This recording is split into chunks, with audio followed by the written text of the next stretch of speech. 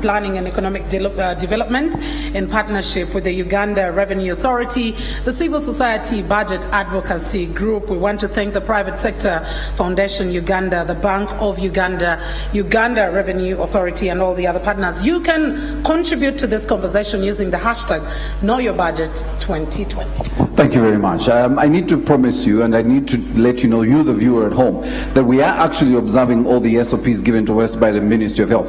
The reason I kept my mask on was to ensure that you know, myself and Mildred, her mask is here. I can defend her. Her mask is here, and we're going to try and observe all the Ministry of Health SOPs. We've ensured that everyone in our audience here is actually well distanced from their neighbors. As I mentioned, it's a scientific audience, and so we really don't have a lot of people in this room, but those that have to be here. We have our panelists, and much later we will be introducing our panelists. Some of our panelists will be coming to us live from their offices or the comforts of their home. But to open this conference for us, and maybe shortly we'll also have the Minister of Finance, I wanted to invite the Commissioner of Budget Policy, Godwin Kakama, to come and make a short introduction, because you're the host really. Come and say hello, and then let's begin with our panelists who are already set for us. You're welcome, sir.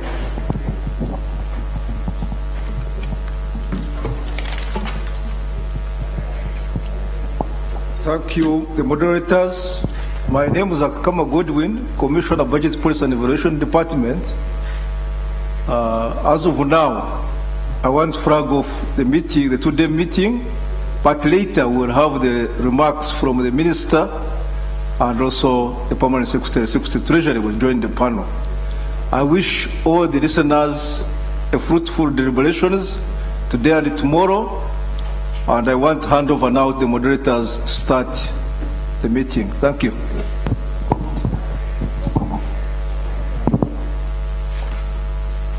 Thank you very much, Mr. Kakama, for the brief introductory remarks.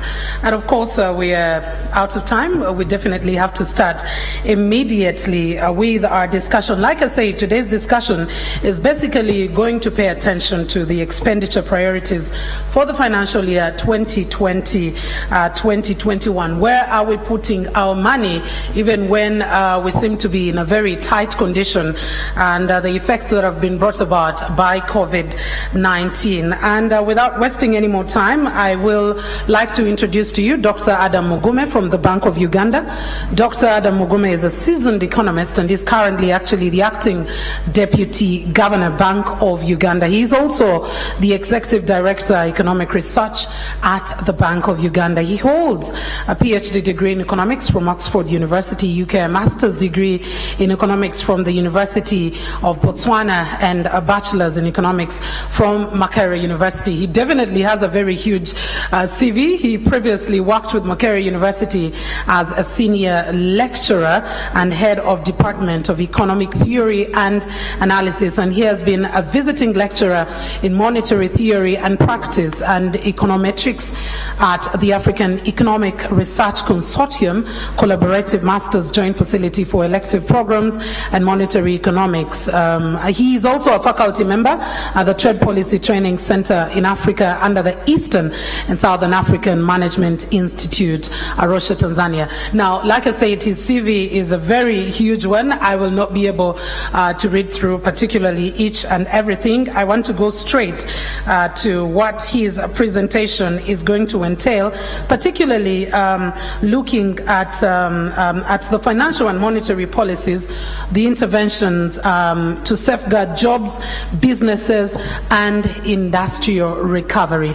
And Dr. Mugume, I'd also like you to pay attention to the financial institutions, the banks. We currently have some idle, we would call it idle money, so to say, because the banks are stuck with a lot of liquidity because business is not moving as much. How do we expect to help them recover in such a time? Good morning, listeners and viewers. I think that's an important question. Let us start from where I think you started. How do we ensure that the economy recovers? And I think that's where you're talking about the farms, the businesses, but also the households. How do they survive? And I think really that is a multi-faced kind of you require multi-faced kind of intervention. You require both the fiscal side, the government expenditure, but also automatically the monetary policy. Now, monetary policy in simple terms is where you regulate the money supply to ensure that actually once you regulate the money supply, it is not too much, it is not too little, to be able to stimulate the transactions in the economy. So when we say Bank of Uganda is the monetary policy from in April, where we reduce the CBR from 9 to 8 and later on to 7, what we are doing at the Bank of Uganda is saying, let us leave a lot of liquidity in the system. And that's what goes into your second question. Now that we have left a lot of liquidity in the system, but then who is taking the liquidity? So that's another question. But overall, I think once you leave in liquidity in the system, it probably means that interest rate will start edging lower.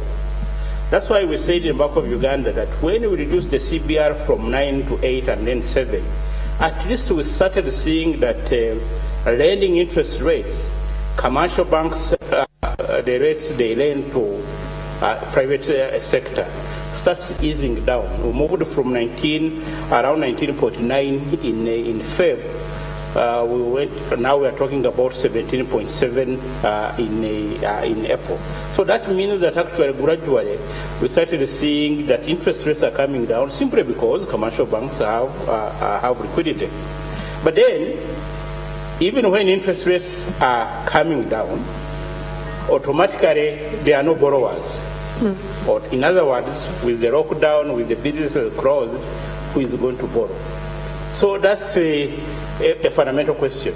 Some of the actions we undertook were basically to say, okay, once we start reopening, those businesses will start borrowing at a lower interest rate. Those also that had loans then can actually go and negotiate the loans at a lower interest rates. Normally, once you go to a commercial bank and say, you know what, I borrowed 200 million. Can I repay by borrowing? You borrow the same, but at a lower interest rate, and you repay the old loan. You come up with a difference. So that's one approach, refinancing actually your credit. You can use the same collateral and say, you know what, this is the collateral I had borrowed 200 million at 24%. There are people who had borrowed 24%. Can I reborrow the same amount at a lower interest rate and pay the old loan with obviously some charges? That is possible. And some businesses have already done that, and also households. So that's one way actually, that once you start using interest rate, once you start allowing liquidity in the system, then you start seeing those kind of transactions. Now, I'm not saying that is very easy or very fast to rejuvenated activity, but is one way of actually, stimulating activity. The other measure I think most people know what we have undertaken is simply to say, okay, commercial banks, you must restructure loans. And I think we have started, we saw very many applications, almost equivalent to 8 trillion, which, almost half of the loans. But then it is case by case. So the commercial banks in April started evaluating each loan to see the merits of the restructuring.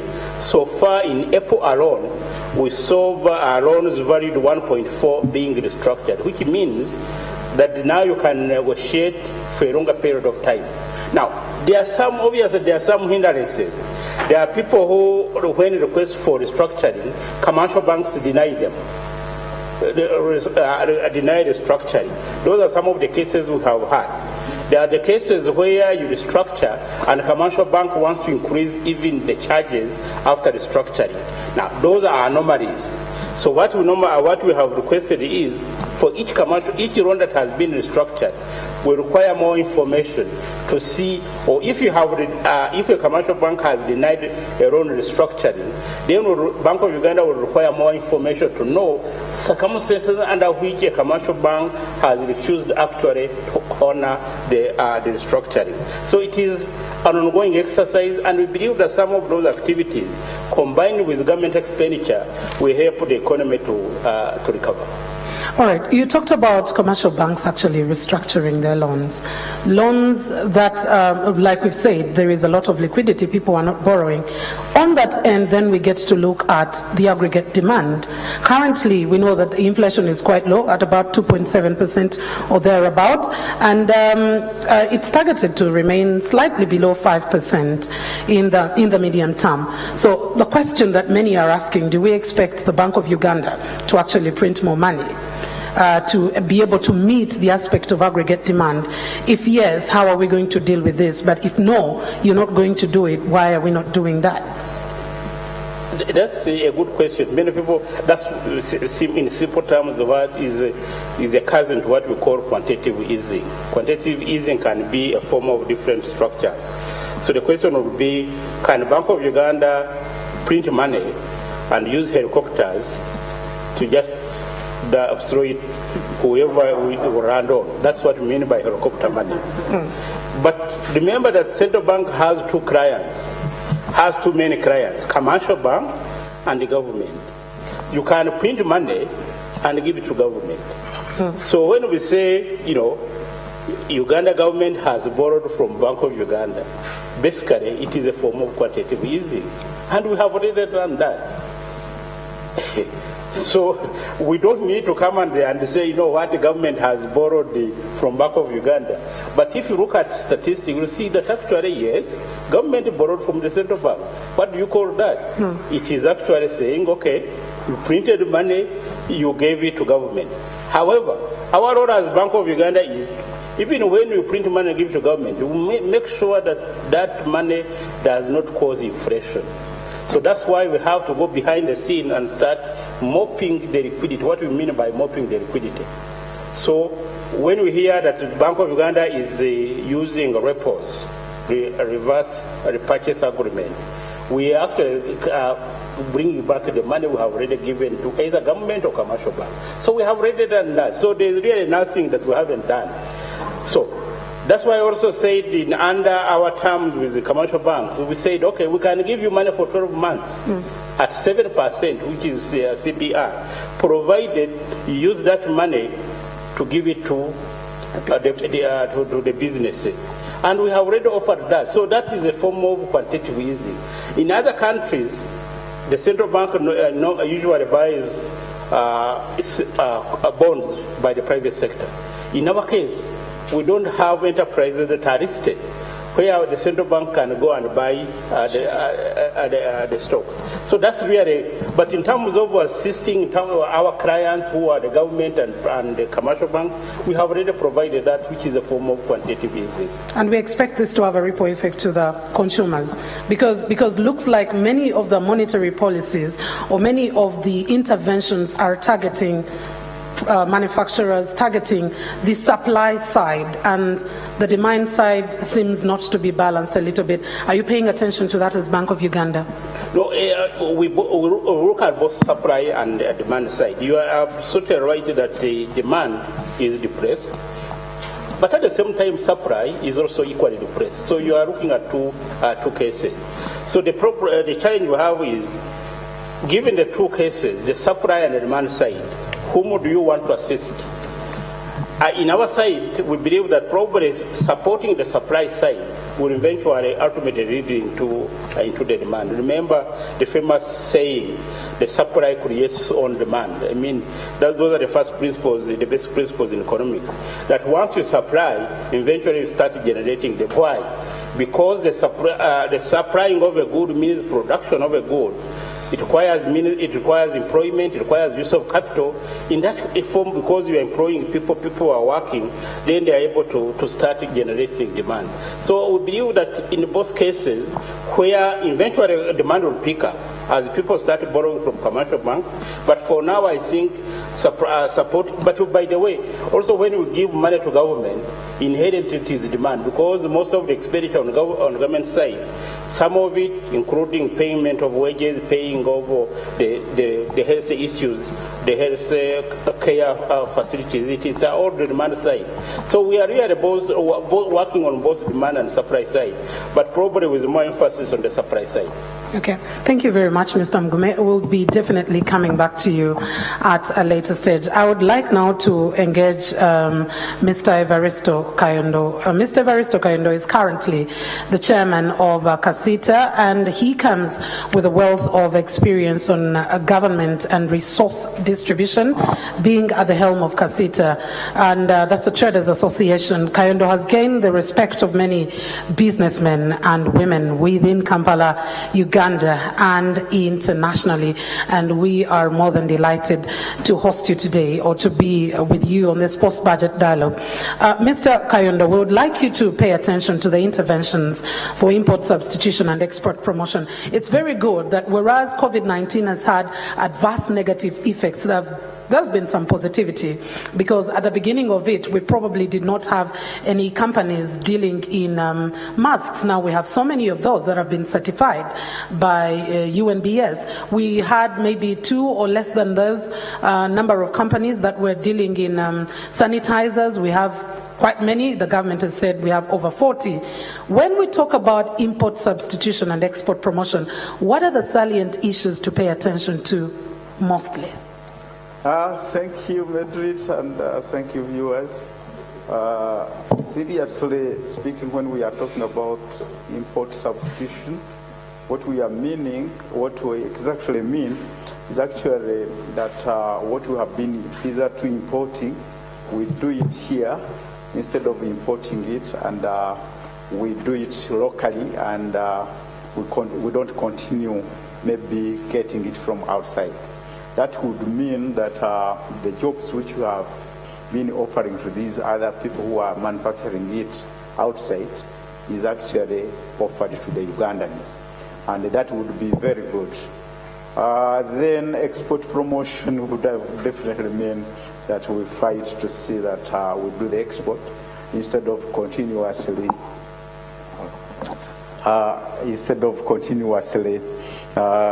just importing without exporting, and that's where the balance of payments suffers. But definitely each of these has its own challenges. Like when we talk of import substitution, we mean that the goods which we have been importing, we have to do them here locally. Then you have to look at the cost of production locally, the skills which must be supplied locally, and then the raw materials, where do you get it? We already had challenges even when we have WUMA here, but WUMA will tell you that most of the the manufacturing they are doing locally, again they are importing the raw materials. So we need to specialize and to be specific, because we can't substitute all of the imports. That can't be feasible, because even if you go to US or European capitals, again you will get imports from other countries. What we mean, we should specifically target where we have competitive advantage, and where we have competitive advantage, we address the issue of cost of production, we address the issue of skills, and then we do it. Definitely we can't go for the entire list. We go for those specific items where we have competitive advantage, and then we go from, and getting from there, then these other policies can come in, policies like the fiscal policy, where the taxes will be geared towards protecting those who have started locally here. But again, we have to be very careful so that we don't again protect inefficiency locally, because it can be also detrimental, in other words. But we must also be cautious that we are no longer looking at Uganda from the perspective of the country alone. We are looking at the ESC, we are looking at the COMESA. We have gone through these protocols, and once we have these protocols, it is as if we have also internal competition within these preferential trade areas. So we have to be very cautious, because much as we might think we are producing here locally, then the supply can be coming from the region and you are swept. So we have to be very careful, and then we take it up. Going to the sanitizers, very good, and it is a good initiative. But now you have to look at the sustainability of the market. How long are you going to continue with the coronavirus? And how are you going to continue supplying these masks? We are putting them on here, but going forward, 5 years down the road, what are you going to be producing? Will the masks be of style? Maybe you will have to see how you can sustain the market. Then look at the sanitizers. Those who have diversified into sanitizers, very good. But most of these were doing the alcohol. They were producers of whisk and Uganda Warrage. But at the same time, seriously comparing the mask, the sanitizer market versus the beer which we are forfeiting and the evening parties which we could be enjoying, definitely the market is far lower. So when finally these people open up, you will see they will divert back to their whiskey and spirits production much more than the sanitizers, because it's more lucrative there. And even when it comes to government, that's where they get more revenue when it comes to. So export, I've explored a number of options in the export, and we have also challenges. Recently we had the webinar meeting, and we are discussing about the exports. Incidentally, even as far as primary production is concerned, we could go for primary production in the export sector, and we export like beans, potato. These are marketable elsewhere in the European countries. And one person was telling us that all of these can be bought on our shelves in Europe, but the fact is, once we make an order, it must be sustainable, because we do the orders in big quantities. That's where the cooperatives are very key. And if we are going to have a small farm producing and you think we will do the export, you will not be there. The contracts which you have been asked to supply, for them they don't know failed seasons, they don't know that there is maybe rains which never happen. For them, they want the shelves on their market. And once it is a specific product, it must be designed such that it is that specific product of the attributes which you said we will supply, and it must be even with the traceability, that once we get a defective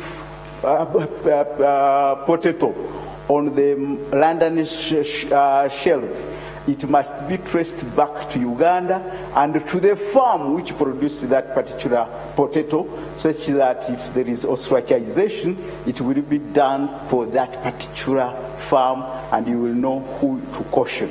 So these are very key areas which we need to address in terms of training, in terms of skills development, so that we don't just bump into something which we don't know.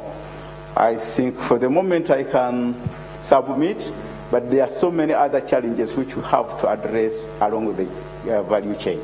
I totally agree with you with some of the challenges. Now, government has highlighted about 10 products for import substitution and about 3 other services. The question is, do you have faith that we have the capability to be able to produce all those products, including steel and iron?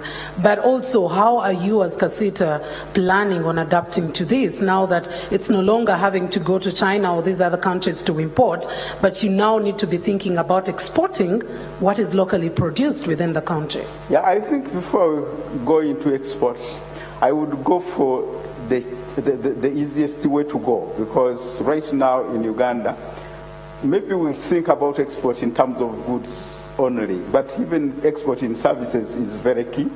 And what we have been exporting most is actually the tourism sector. And it has been hitherto #1 foreign exchange earner. And if you look at the allocation of the budget, it has been staggering between 0.1% to 0.4% of the national budget. And when it comes to the contribution to the GDP, it has been contributing 10% of the GDP, and 25% of the exchange inflows is accounted to that sector. Right now, even before we move to any other sector, it should be the intervention of this budget to ensure that this sector does not go under. Because right now, I'm the chairman of the tour operators, and we have about 300 companies in Uganda which are doing tour operation, and they have been responsible for this contribution. However, right now they are under key and lock, and they are not operating. But the intervention which we need, number one, is to ensure that they are sustainable, they remain open. They don't lose the skills they have acquired. What am I talking about? Let us first sustain what we already have and make sure that these people can have their offices still open, they can pay their salaries and retain their websites, and they continue marketing. That is number one. And then going for these others, it is very important that the import substitution is a little bit easier than export promotion. We start with the import substitution because we are now looking at the local demand, which is easier, and it is not yet as stringent as export. When you go to export, I will give you just an example, just agricultural products, and you saw how stringent it can be, because you have even to control the pesticides which you do on your farm. But for import substitution, once we go for these items which we have identified, very fine, let us protect these factories, and sometimes we can even go for these other big ones where we do forward integration.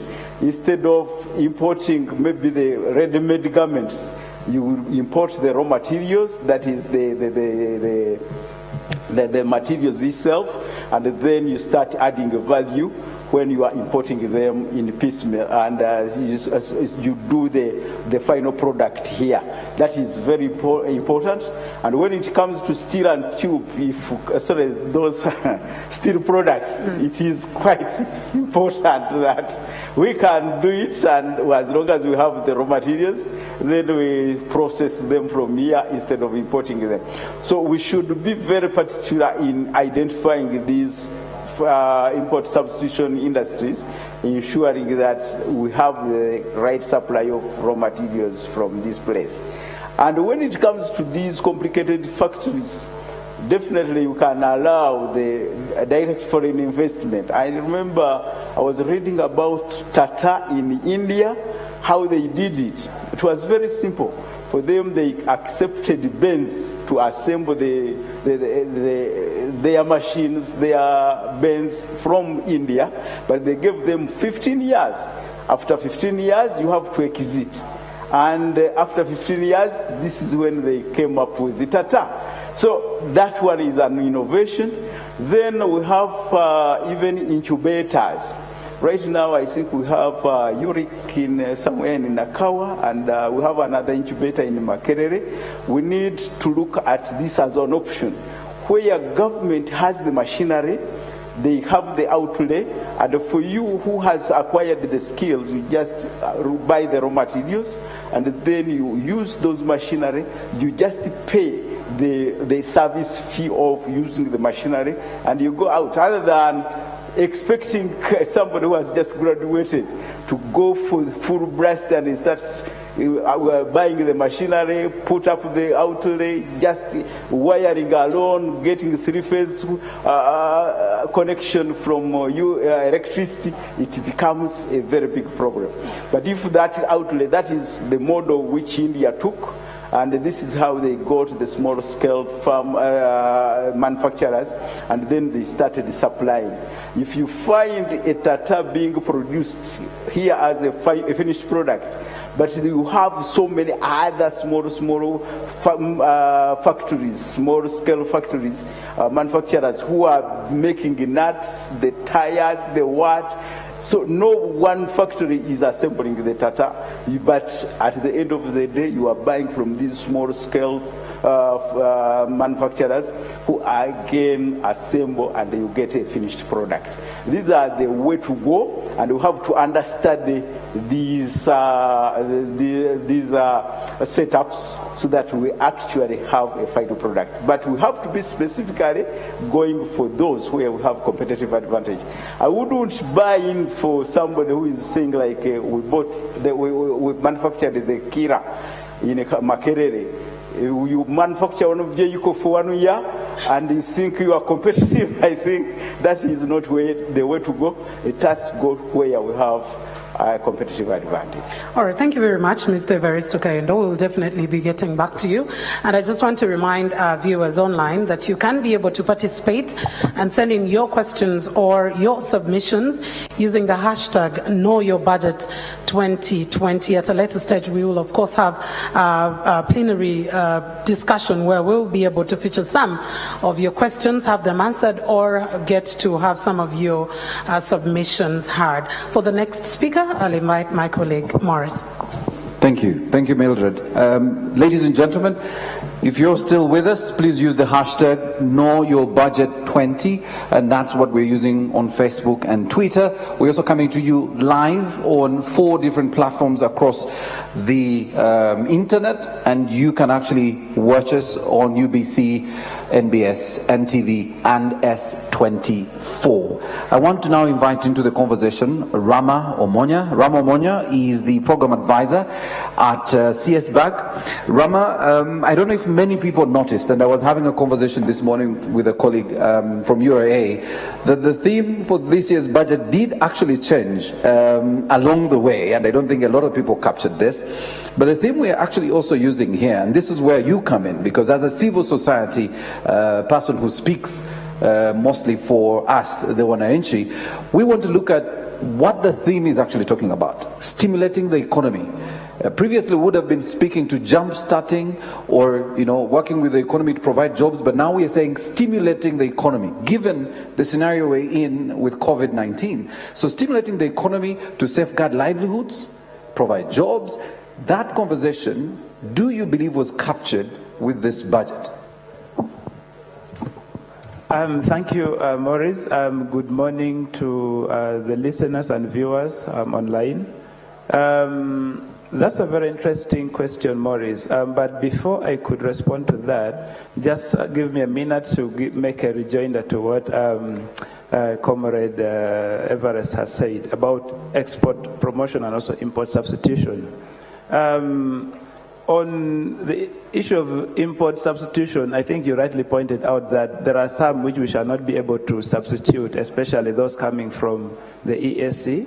For example, Kenya, we import around $550 million US dollars worth of goods. Under the ESC agreement, we can't levy tariffs on them. But there's also an important factor dimension that we need to look into this, that when we do import substitution by also levying tariffs, I think we have levied tariffs on some of the goods up to 60%. There is a risk of creating a monopoly and also increasing the prices, for the local consumers. So we need to see how to balance this. We need to monitor it quite well to ensure that we are not making life difficult, for the average person who accesses some of these goods at a cheaper price. On the export promotion bit, I think you rightly pointed out on the issue of the need to improve on the quality of our products, but there's also another dimension that we need to focus on. I have observed for quite a while that our missions abroad are premised on the old thinking of diplomacy. Here now, most missions, including some of them in Uganda, if you visit them, you might actually think they are promotion agencies for for the goods and services that comes from their countries. Just entering it, you will even see some of the things they're talking about. So we need to do that in order to ensure that the Everest Kayondos here do not have to sweat thinking, how will I get a market in Europe? Yet we have many missions in Europe. So So that's an area that we need serious investment. But also, we need to see how we harmonize some of the policies when we talk about import substitutions. We have the tax policies, we have the investment policies, we have the land policies, all of them, the trade policy, the industrial policies. We need to harmonize all of them to ensure they're speaking to one so that we can harness this. One example I can tell you from what he has given about Tata. That example about Tata was important for 3 reasons. One, for any FDI to create the impact you want in your country, there must be 3 things principally. One, they must be able to transfer technology. 2, it must be able to transfer capital. 3, it must be able to transfer skills. Now, in that example, Tata managed to transfer all the 3. In Uganda, I've had this discussion with many people in government, especially Uganda Investment Authority, to ask them, do we have a mechanism to track these FDIs? How much capital are they transferring beyond what they state in their investment proposal? How much do they transfer actually here in terms of capital? How much technology do they transfer? And technology, we don't mean just the physical, infrastructure. It's a whole range of intellectual property. Example, how many inventions do they file, trademarks and other do they file in Uganda? All those goes on to improving on, the improvement we're talking about. So if we don't observe those 3, the import substitution, the export promotion, all the things we're talking about will always remain in paper because we don't have even the mechanics now to even monitor that. So coming back to your question, first of all, we would want to, I think, empathize with the government for where they find themselves in. Why I'm saying government? Because principally they are the ones charged with the responsibility to do the budget and planning. A government is a very complex entity, and small disruptions in the planning system can cause a lot of problems. COVID-19 came at a time when we were concluding our budget process in March. Ministerial policy statements were already written, presented to Parliament to be discussed, and was discussed and passed in the middle of the COVID-19. When the Honorable Minister presented his budget, he said the last bit of the statement, the final statement he made was that we are coming back to Parliament with revised proposals on how to factor in concerns brought in by COVID-19. And while it sounds so easy to do that, in practical terms, it's a very complex thing because our budget process starts from the grassroots. And now, if you said you want to revise, are you going to start from, again, the grassroots where inputs were made? Or are you going to start, from the mid-level management, technocrats, and all that? So it's a very complex process that even the outcome we think might be very problematic, especially for the people who gave the initial input into this budget when the budget framework paper was developed in December, November and December. So the change in the theme, I think, was a realization that we needed to ensure that we actually stimulate. We were not going to again jumpstart things, we needed to stimulate because we're in the middle of a crisis and we need to see how we make sure that most of the businesses don't collapse, the welfare, are improved and all that. But if you look at the budget as presented by the Honorable Minister, both the revenue and then the expenditure sides, there are already challenges that we are facing. So far, we have been told by Minister of Finance that the shortfall by URA for the financial year 1920 will be around 3.5 trillion shillings. And I know they don't have a comprehensive data yet. That's a projection. It could even be more. We have been told that they are revising the revenue expenditure for 2021 by 18%. That's 2 trillion from 21.8 trillion to 19.8 trillion. Now, while it may look easy to say we are revising this downwards and all that, it has serious implications on the budget performance. Our budget currently, the 45 trillion, let's assume we are still operating on a 45.4 trillion. About 18 trillion of that is going to recurrent expenditures, which is paying wages and non-wages. we are generating now, as we said, we are revising our targets for 2021 to 19.8 trillion. That means we are only 1.8 trillion shy of what we are spending in our country. Why is this one important? It's because normally recurrent expenditures are financed by domestic revenues. You do not want to borrow to finance recurrent expenditures. You borrow to finance development expenditures. Now we are already caught up in a trap. That's just a difference of 1.8 trillion. That means almost all the money we are raising, we shall be putting into recurrent expenditure. So it begs a question, and this, most of the donors and development financiers have always said this, that we finance, first of all, they're not putting money into the budget. Most of them, they are off-budget support. So it makes it very hard for our people in government to have control over how, these expenditures are done. They can only control much what is on their side, but what is coming from there is hard. But also, most of them do not want to finance recurrent expenditures. And now with the shortfall in revenue for this year, there's high likelihood that some of the commitments, such as salaries, might build into arrears for next year. So there are a lot of salaries that will go into next year which has not been paid, which we have to pay next year. But remember again, next year, we're already projecting, a shortfall by 2 trillion. And that means we are in a very big trap.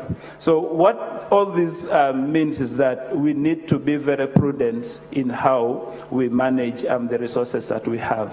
For example, when we say we are going to put 1 trillion into UDB, I think it's easy to say we are going to put 1 trillion into UDB, but the most difficult task is how are we going to translate that 1 trillion into a stimulus package that we all need. By now, we would expect the government to have come up with, first of all, setting up a committee, a multi-sectoral committee, to review and set up terms on how this 1 trillion will be accessed.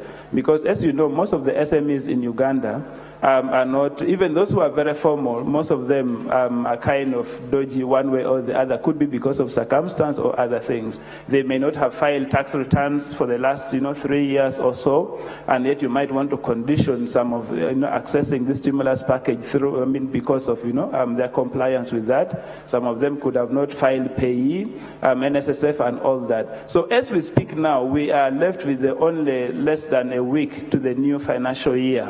And we are not yet clear on how that stimulus package of 1 trillion will be operationalized. No businesses understands what will be required of them. There is no serious committee looking into these issues. So we think that it's not just about saying we want to stimulate this economy by putting this. We want to see the details of how this is, so that everybody is prepared in order to access this. Secondly, there are, we also talked about the microfinance support, We all know that microfinance institutions is a very good model on one hand. It enables, it gives finances to very informal businesses, especially like market women and all that, who have no registration, no documentation at all, but they access financing. But the flip side of that is that if you study their interest rates, you might even find they reach up to 100%. Around 2005, government tried to intervene to set up interest rates for microfinance institutions. It was very difficult. I think the government failed.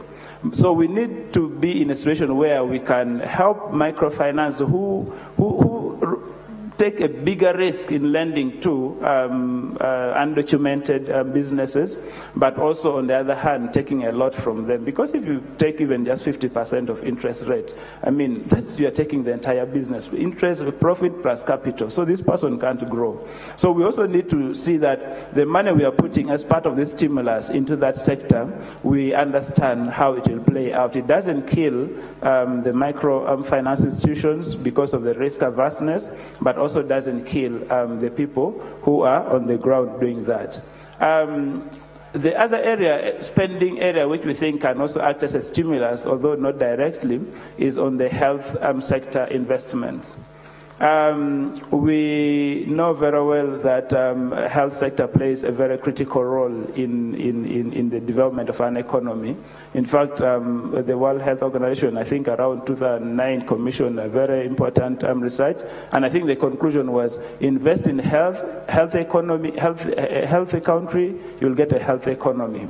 And we have seen so far, whereas we are crying about the impact of this COVID-19, there is something that we wish government can explore and do a little bit study into it to find out. If you went to most of the health centers, you will find there are very few people in the health centers. Of course, there are reasons that perhaps maybe issues of mobility and all that, but there are also anecdotal evidence showing that there is a significant drop in terms of diseases that are caused, by hygiene, because we have gone through a period of about 3 months where we are implementing serious hygiene measures, washing hands and all that, sanitizing and others. So I think we need to see how can we invest more into primary health care, and at a local health center 3 level than more at a national level. Most health centers most districts in Uganda receive health budget, I think an average of about 4.5 billion shillings, most of the districts. Those with the referral hospital, there are about 13 of them, they get around 12 to 13 billion shillings annually. But if we increase investment at that level, at the health center 3, 4, and then referral hospitals, we can actually significantly cut our health expenditures, at a national level. Right. So we need to see where we put a little more money in that regard. All right. Yes. Rama, I want to stay with you because you touched on one of the stimulus packages, or one of the areas that was addressed by the budget on the 1 trillion for UDB, which again is a debate again in Parliament, and you know why. But let me share with you the other areas of interest which the budget was speaking to based on the stimulus package.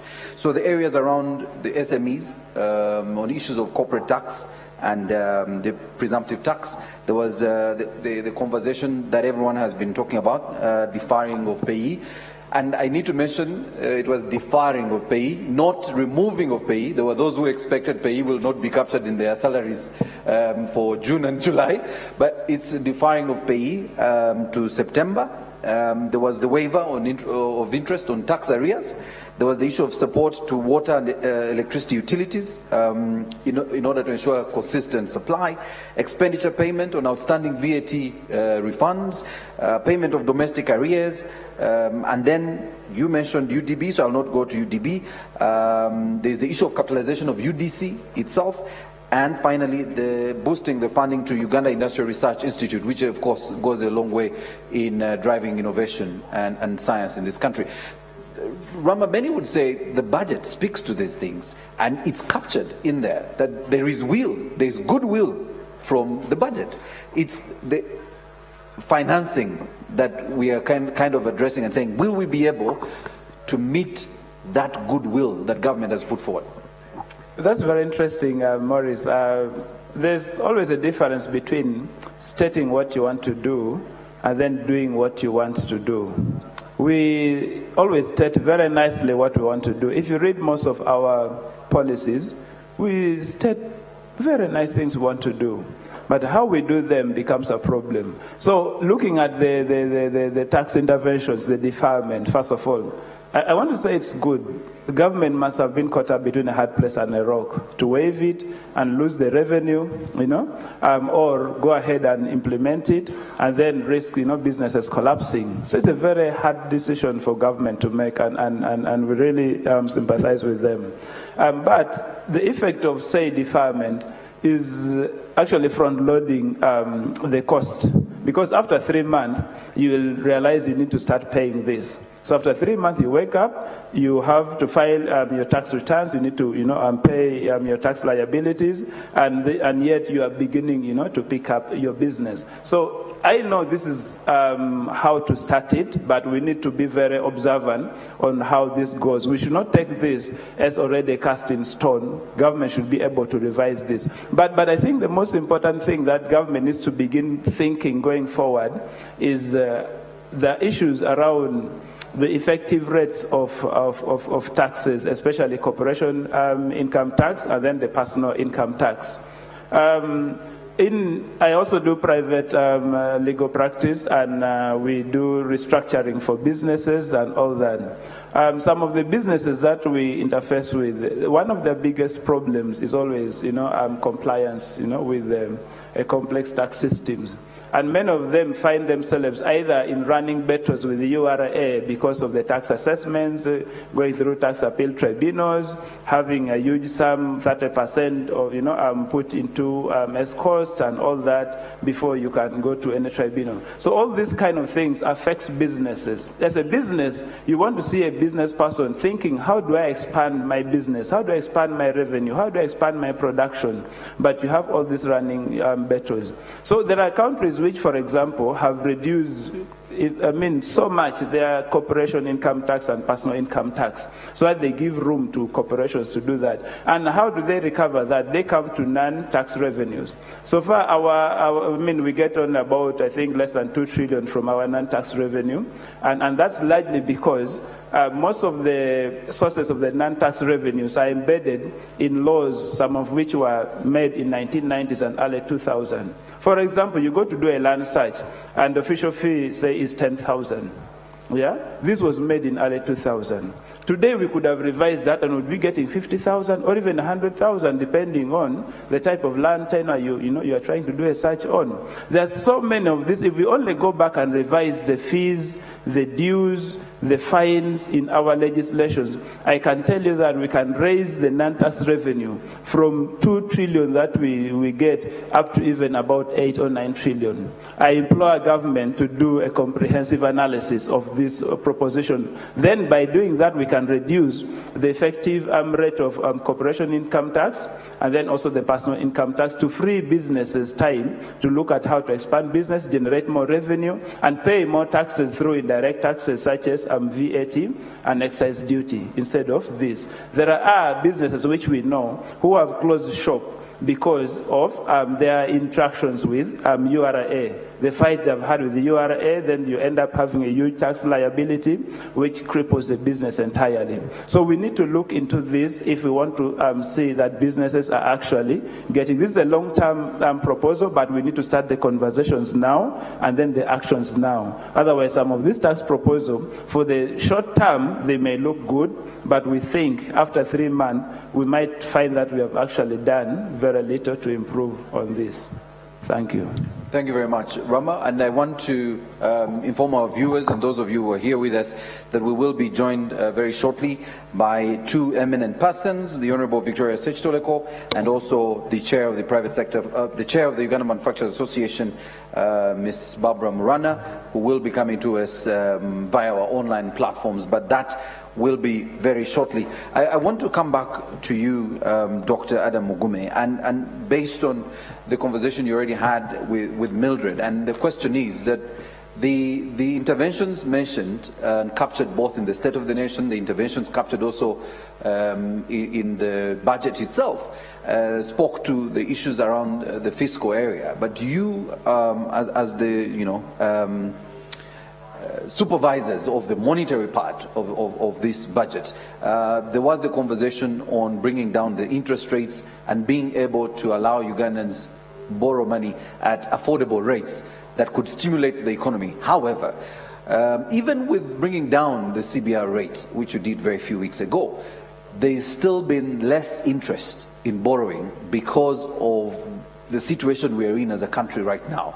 Do you want to speak to what else we will have to do as a country to address, first of all, the conversation on stimulating the economy, which the budget is speaking to, but also as the supervisors of the financial sector, how you're able to support that stimulation of the economy? Thank you for the question. As I said at the beginning, we have 2 clients. We have the Ministry of Finance or the government and also commercial banks. It is true that normally when the economic activity is going down or is very slow, commercial banks are hesitant to lend, because once economic activity starts going down or slows down, it automatically means that their non-performing loans increase, and so they are really hesitant in terms of creating new loans. That's why we are saying that yes, even those who had loans, you can actually finance the loan by paying off the other one and borrow the new one at lower interest rate. I think that's one angle. But the question is, suppose the private sector or people don't borrow, the businesses. You have another client called the government that wants to borrow. Remember, the government also can now, by issuing securities, you have had the discussion of tax shortfall. How do you refinance it? Once you still have a commitment as the government in terms of expenditure, it automatically means they have to borrow domestically. So it automatically means that once the government now wants to borrow now in the current circumstance where the liquidity is, it will do it at a lower interest rate in terms of yields. So if it is to spend, say, on health, if it is to spend on other activities, including whether it is recapitalizing UDC, whether it is giving money to microfinance support center, whether it is giving money to through Emyogada circles, the 300 billion or so in whatever, now the government can borrow at a low interest rate from the public. Yields are lower, you have to start declining because liquidity is available and commercial banks are not lending, and be able to support activity in that angle. Then the question will be, now commercial banks normally work with a lag. Now will they reduce interest rate further beyond 7.7? We are pushing them equally. Now, ideally, the central bank can impose an interest rate on commercial banks. But that is unmarket friendly. So if, in other words, if the governor and the Minister of Finance decide that the commercial banks, I know probably just preempted the whole thing. I was waiting for you to say that, but please continue. I am more excited to hear what you're going to say. Yes. It can, but again, that is anti-market. So when we did liberalization, incidentally, that phrase, that clause, it remained in the Bank of Uganda Act. The Bank of Uganda Act actually states that, yes, in particular circumstances, the governor and the Minister of Finance can impose a particular lending interest rate. It is there in the Bank of Uganda Act. So, but why we don't use it is simply because we believe that that is unmarket friendly. And we also know that actually the structure of the financial system, the way it is, where you have few savers, is the problem. So you have one pension sector that is giving long-term loans to commercial banks and is giving them money at 10%. So if a commercial bank is borrowing a time deposit rate from pension at 10%, you want the commercial bank to lend it at what rate? So, and we know that the problem is really on the supply side of the loanable funds. Commercial banks intermediate between a saver and a borrower. So if the savers are few, or if the savers you have one or two dominant ones that have the monopoly of the funds and are willing to give the commercial banks money for 1 year 10%, a commercial bank, after putting on also its costs, will edge up the lending interest rate. So those are the structural issues that may not necessarily be able to remove them within a short time. All right. As I said also, government also borrows. Okay? So all those determine at the end of the day what commercial bank is going to see in terms of opportunity cost of the fund and be able to lend and the profitability. Thank you very much, Dr. Adam Mugume. If you're watching us, you are watching the very first post-budget e-conference brought to you by the Ministry of Finance and Uganda Revenue Authority with partners CS BAG, Siatini, and of course, Private Sector Foundation Uganda.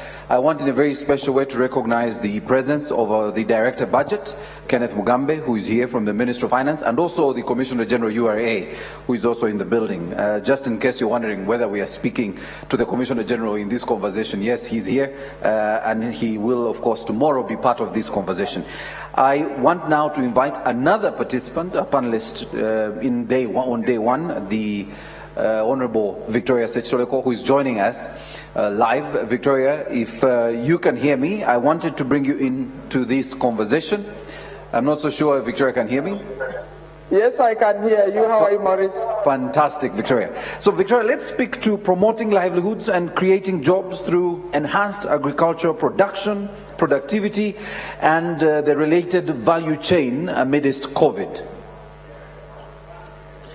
Yeah, Maurice, of all those words you have just said, the most important words are only two: value chains. What has always been missing whenever Uganda has attacked agriculture is doing things piecemeal. I'm glad that now not only the Minister of Agriculture is agitating for value chains, but the Minister of Finance and everybody else is talking value chains. I sincerely hope that even URA will start looking at value chains. Because right now we are talking about import substitution. We all looked at the imports of last year and everybody was really shocked as to how much agricultural products were being imported, which could actually be produced within Uganda. Why was that happening? It's because we do not have the quality, neither do we have the quantity. And why don't we have the quantity? Because we have not settled on one value chain and developed it from beginning to end. How do you do that? The most important thing about agriculture is that actually agriculture may have that word culture, but it is a science. And with science, things change every year. That is one. Two, in any country where there is a government, the government is responsible for all the public works, chief among which is skilling the population. For as long as the population is not skilled, however much you push, it will not work. So we have been putting some effort in giving farmers extension services. But talking to a farmer who is illiterate is more about doing things scientifically. Now that we are talking scientifically, is more difficult than if you were talking to an educated farmer. So agriculture, being the bedrock of Uganda, has to start with education. We have to give the right skilling to our people. And then we have to have the right policies and regulations in place. What do I mean? If you are going to export now, for example, now that the quality has been changed, there are regulations, there is everything, you need the right people in the Ministry of Agriculture, meaning the skilled people in the Ministry of Agriculture, to ensure that whatever we produce is up to standard, the way we handle it is up to standard, and the way we ship it is up to standard. Those people don't just wake up, do 1 degree, and you think they are ready. What I did not see in this budget is a training program for the people who are handling this sector. So that is one. That may also explain why we have issues handling a sector by value chain, because we do not have people who are actually measured in value chain management. If you put out a job tomorrow looking for people who have expertise in value chain management, you'll for once not have 1,000 people applying. We need to rectify our skilling so that we can do what is required of us as agriculture. But having said that, everybody is saying we should go into manufacturing, and most of this manufacturing should be agriculture manufacturing. Once again, the quality and quantity of what is being produced by the farmers is what will determine how much we can manufacture and what quality we can manufacture. Somebody earlier spoke about being in position to produce sanitizers.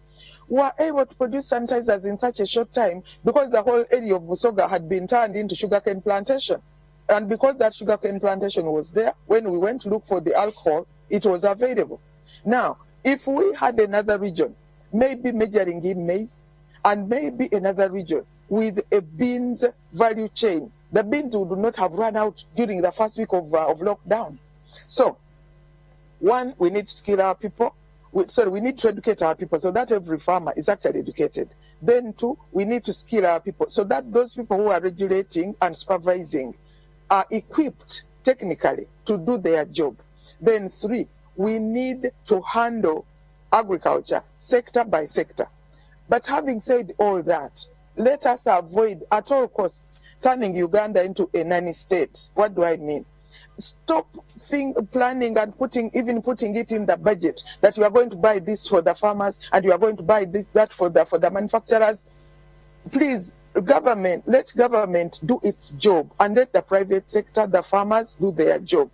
I read somewhere that they are going to buy seeds. What seeds are you going to buy for us? These days, what the whole world does when you want to work with the farmers, you give them vouchers. And then they go and buy the seed of their choice at the time of their choosing. You don't give them cash. You don't give them physical seeds or seedlings. Give them vouchers. And then what do we want government to do? Work as a value chain. Just ensure that those community centers or those investors who have invested in silos are there to buy what I'm producing on time.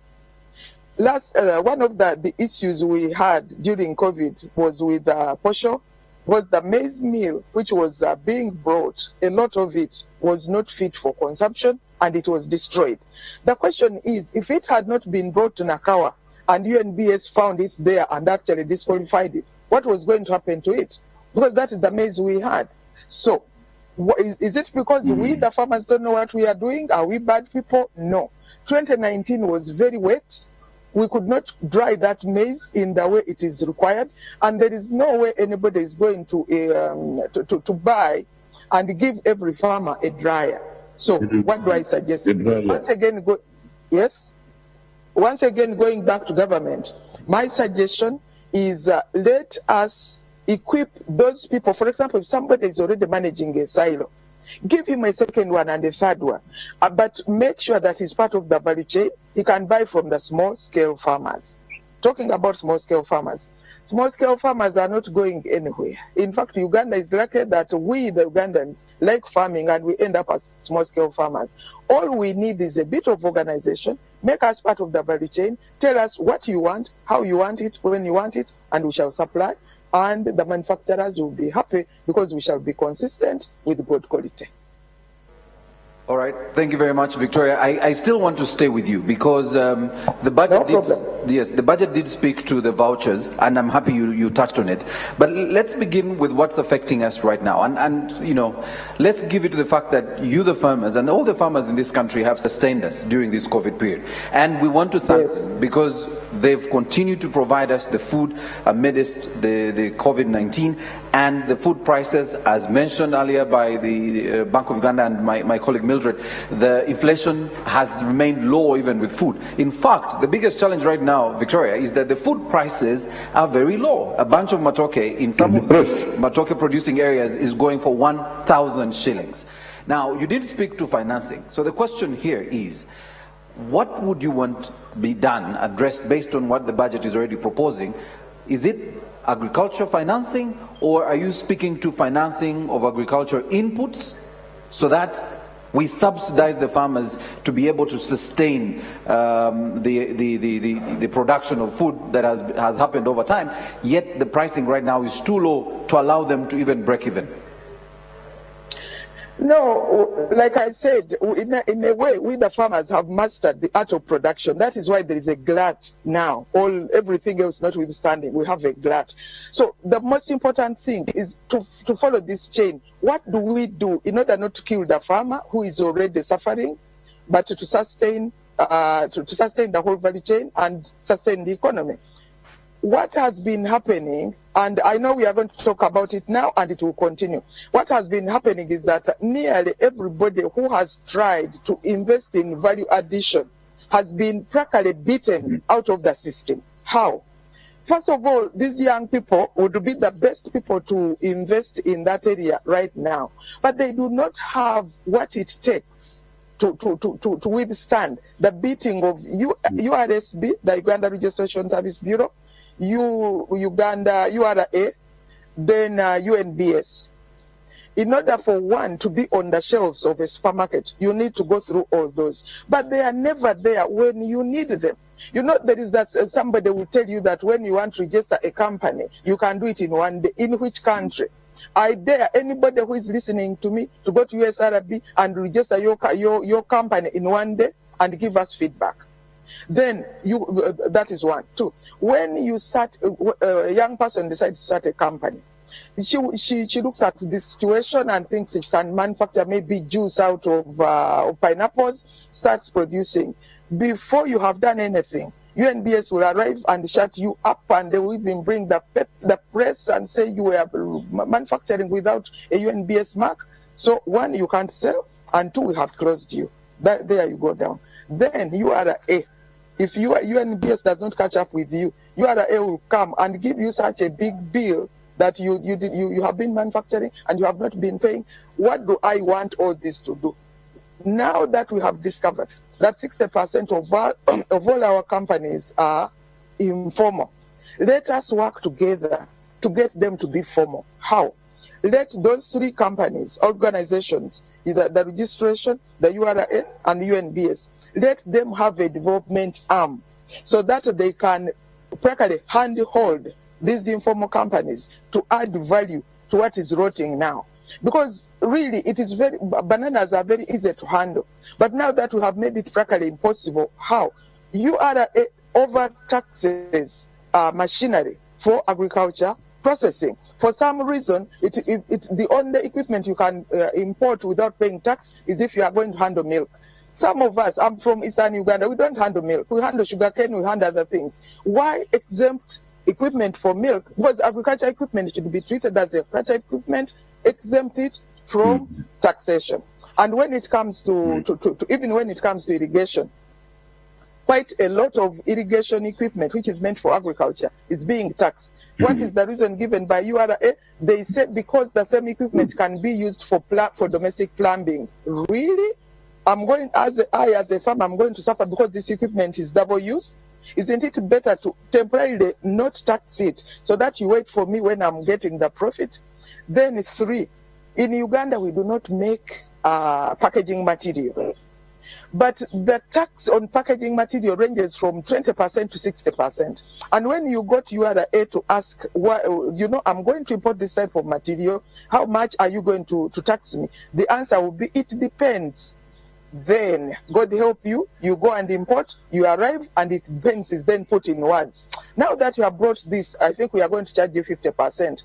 It completely throws the maths out of the equation, and the whole project just ends there. So if you want to know why projects don't live beyond 5 years, the killers are 3, and they are all government. So what can we do? Let us handhold everybody who is going to get into value addition.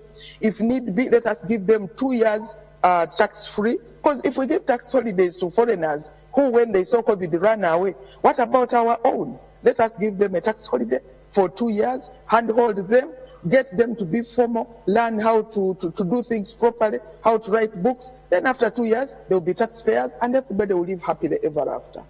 Thank you very much, Victoria. I need to mention that it's as good as you are reporting to police, because you are raised in the room, and that is why we are here. And we want to thank you so much for your contribution.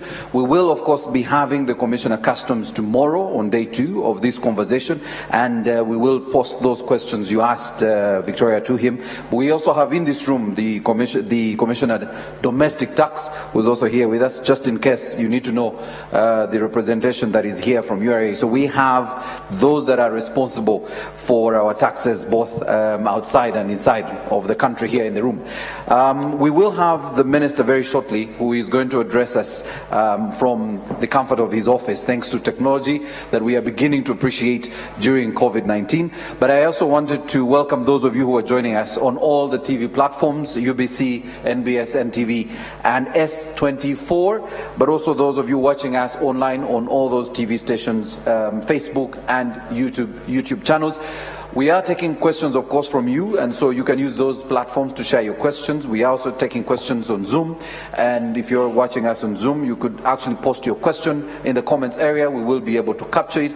But also, if you are one of those who has seen the number to call for any questions, please don't hesitate to call and ask your question. Somebody at the end of the line will pick that question and will share it with us. So I want now to cross over to the Ministry of Finance and listen in to the Honourable Minister of Finance, the Honourable Matia Kasaija, who not so long ago did pronounce the budget for financial year 2020-2021 on stimulating the economy to safeguard livelihoods, jobs, businesses and industrial recovery. The Honourable Minister, over to you, sir. Do we have the minister? Thank you very much. Yes, over to you, sir. Thank you very much, and I am greeting all of you. Sorry we are coming in a bit late, but I've listened to my muzukuru, Madam Sektoreko. I will have one question before I get off the screen. So be prepared to answer me one question. Heads of government agencies, members of the media fraternity, fellow Ugandans, ladies and gentlemen, I welcome you to the post-budget speech e-conference for financial 2021, which is being held as a part of the National Budget Month for financial year 2021. When I read the budget speech for that financial year on Thursday, 11th June, I informed the Ugandans that my ministry was consulting widely to ensure that the budget is properly aligned to the current economic realities arising out of COVID-19 pandemic and the disasters that have recently hit our country, and the aspirations of all Ugandans. I wish to reiterate that, as I indicated in the budget speech, the economic stimulus and growth strategy that the NRM government will implement commencing next financial year and in the medium term is aimed at achieving three main objectives. One, improving the well-being of the people of Uganda.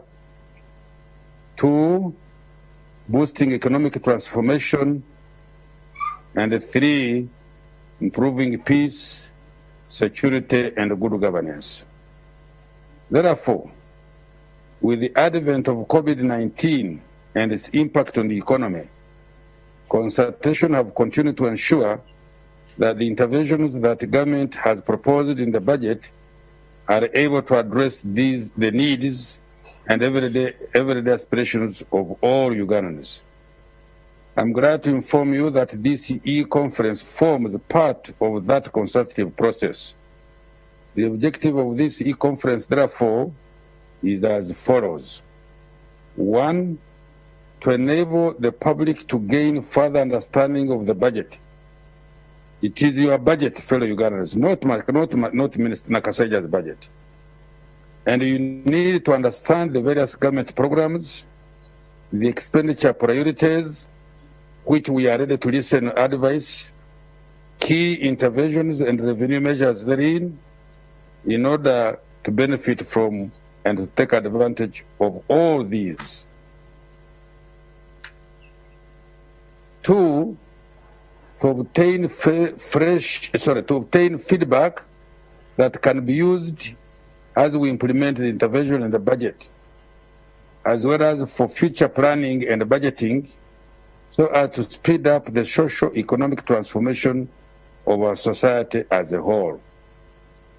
Fellow Ugandans, I therefore call upon you to listen in and provide constructive feedback, and later, with information that you will have obtained, to participate in the implementation of the government programs through enhanced monitoring and vigilance for better economic outcomes and improved service delivery.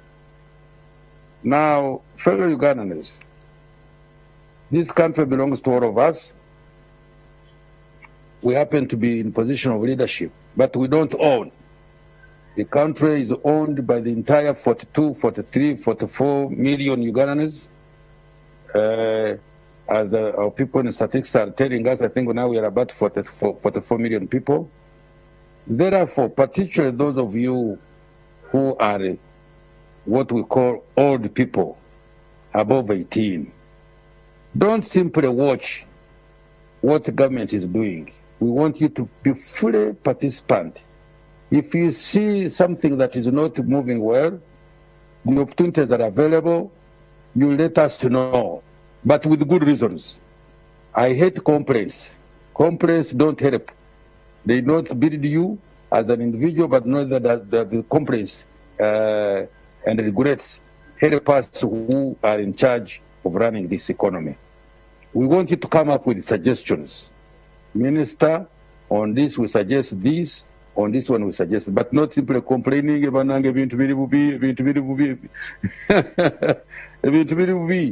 But so what now? Come up with an idea. Come up with an idea. And if we are in position to act, we shall act. If we are not in position to act, we shall tell you why we cannot act. So therefore, I call upon you to listen in and provide constructive feedback, and later with information that you will have obtained to participate in the implementation of government programs through enhanced monitoring and vigilance for better economic outcomes and improved service delivery. We hear about this question of corruption, and I cannot deny it. It is there. But it is we Ugandans who are promoting it. You go to get a service because you want to cut corners, and you meet an officer. Then you start saying, do me quickly, do me quickly, do me quickly, by offering money. You are promoting. Why don't you refuse and say, no, I will not give you anything, and I'm telling my officers, please, who are listening to me, please stop asking for bribes in order to execute your job. Befriend the business people, make them friends, rather than coercing them. Deliver the service they want, promptly, adequately, as far as the resources are concerned. Then create now a line of friends. You have a friend in United, you have a friend in this, you have a friend in the breweries, you have a friend wherever the business community is coming. That way you will be much better off. Should you have a problem in the future, you just need to take it and say, I have a problem here, brother. Can you give me help? And they will give you a helping hand without necessarily you coercing them. So corruption is being promoted by we Ugandans, particularly those who are demanding services from the government department. So I thought I should really emphasize this question. Now, lastly, I wish to commend all our partners, the panelists, and the guests that have made this event possible. Additional information to the budget can be obtained from the budget website, which is www.budget.go.ug, or the finance website, www.finance.go.ug, and the budget toll-free hotline, which is 0800229229. Let me repeat. The budget toll-free hotline is 0800229229. With these few remarks, I thank you and wish you a successful deliberations for God and my country. Now, before I go, Muzukuru, Kyala Sekitoleko, you have said there are 3 things that kill businesses in Uganda. I'm requesting that you list them for me so that then I can see how to address them. Also, I heard, whether you or somebody else, the registration of a company taking 3-4 days. That should not be now anymore. Any person who wants to register his business, you just walk into the office of Uganda Investment Authority. You may not even need to go to URSB. There's no need. Now with the .com, you can even register a company when you are in Arua without having to come to Kampala, or when you are in Kabale, or wherever you are, where these facilities are available. And I want to guarantee you, once you have given all the necessary information in one day, you will get a registration certificate for your business. If you find problems, please get in touch with us. Get in touch with Honorable Anite, with the Minister in charge of privatization and investment. I don't see why now today registering a business company should take a week. Absolutely, that should not be possible. Maybe people are not aware of this information, but now I've given that information. Okay, So, Madam Sektoreko, I want to hear about the 3 things that are killing businesses in Uganda. Some of you may know, but I would prefer to hear it from a third party. Thank you very much, and I wish you fruitful direction. And give us proposals, but also give us a solution of how to handle your proposal. Thank you. Thank you very much, Honorable Minister. We want to thank you for your time and for joining us for this very first post-budget e-conference, coming to you live for you watching at home or online. We're coming to you live from the Uganda Bureau of Statistics conference hall, and we thank you, Honorable Minister, for your contribution, but also your question to the Honorable Victoria Sechitoloko, who will come to a little later. We want to take a very, very short break. This break is really for television purposes, to allow our broadcasters run their scheduled advertising, and then in the next few minutes we will be back. My colleague Mildred Tuhaise will take on the next session that will include your questions and feedback to the panel, but also joining us on the panel will be the Director Budget himself, who will be speaking on behalf of the ministry if there's questions around the budget, because he actually is the gentleman that prepares the budget for the minister, so he will be able to speak comfortably about this. So I want to thank you. Please use the hashtag KnowYourBudget20 if you're sharing with us any question, and if you must or if you want to, please do go onto the platforms across all the media houses and share your question there. We will be able to pick it. Our teams are collecting this information and we'll be able to ask your questions during the next session. So we take a very short break. We'll be back. Don't go away.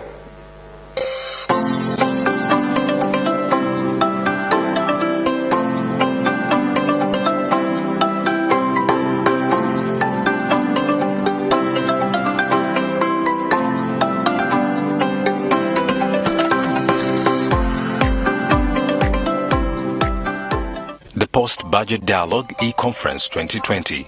Following the reading of the financial year 2020-21 budget speech, partners under the National Budget Month, including Ministry of Finance, Planning and Economic Development, Uganda Revenue Authority, Bank of Uganda Civil Society Budget Advocacy Group, Private Sector Foundation, Siatini, and Accord are inviting you to the Post-Budget Dialogue e-Conference to discuss the tax and expenditure priorities for financial year 2020-2021. The theme for this dialogue is stimulating the economy to safeguard livelihoods, jobs, businesses, and industry recovery. This will be on Tuesday and Wednesday 23rd and 24th June 2020 from 10 a.m. to 1 p.m. at Uganda Bureau of Statistics Conference Hall.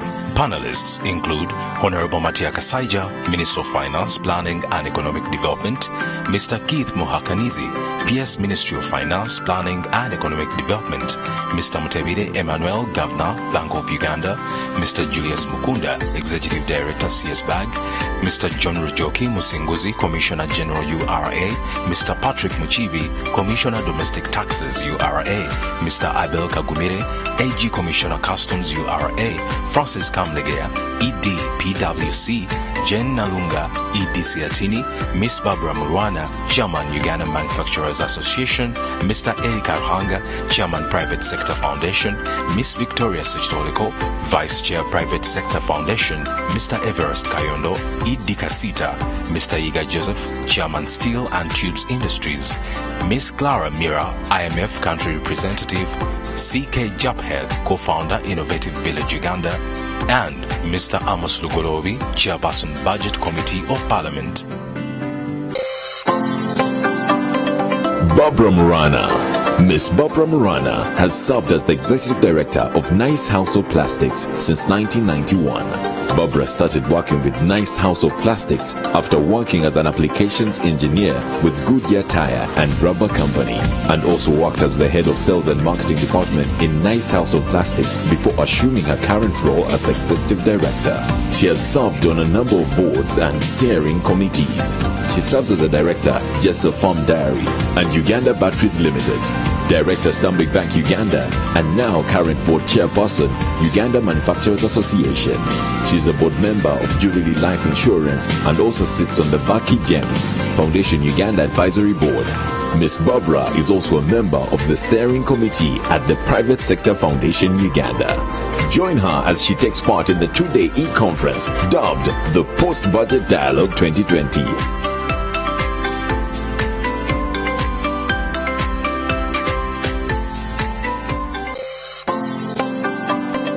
John Musinguzi Rujoki. He is a Ugandan mathematician and corporate executive who serves as the Commissioner General of Uganda Revenue Authority.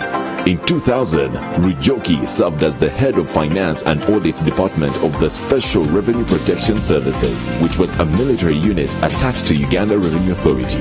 In addition to his other assignments, Rujoki serves as the chairman of the board of the National Information Technology Authority, NITA Uganda, since October 2019. In his capacity as Commissioner General, he sits on the 7-person board of directors of the Uganda Revenue Authority.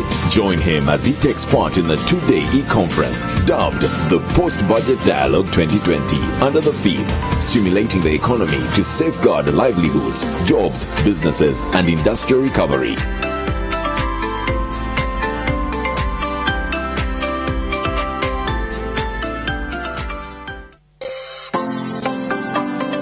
Honorable Matia Kasaija. Matia Kasaija is the current Minister of Finance, Planning and Economic Development for Uganda. Before his appointment, he served as the State Minister for Finance in the Cabinet of Uganda for 4 years. Prior to that, he served as the State Minister for Internal Affairs from 2006 until 2011. He is also the elected Member of Parliament for Buyanja County, Chibale District. Join him as he takes part in a 2-day e-conference dubbed the Post-Budget Dialogue 2020 under the theme Stimulating the Economy to Safeguard Livelihoods, Jobs, Businesses and Industrial Recovery.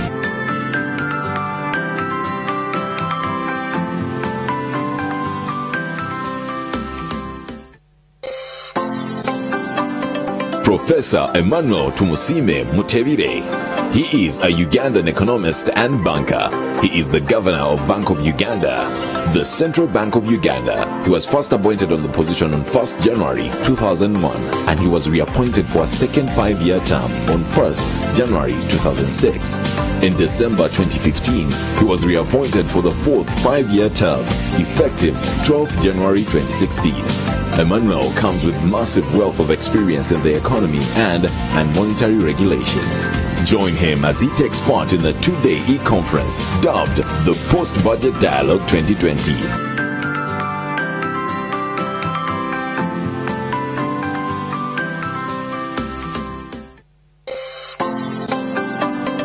Elika Ruhanga.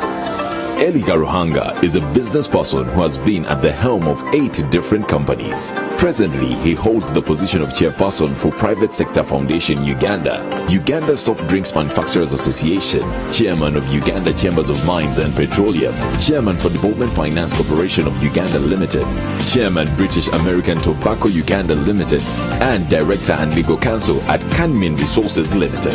He is also on the board of Nile Breweries Limited and Marasa Holdings Limited, and the chairman at Uganda Think Tank Foundation, president for Lottery Club of Kampala, senior partner at Kampala Associated Advocates, chairman governing council president at Alternative Dispute Resolution and a member of World Trade Law Association, the Rotary Club of Kampala.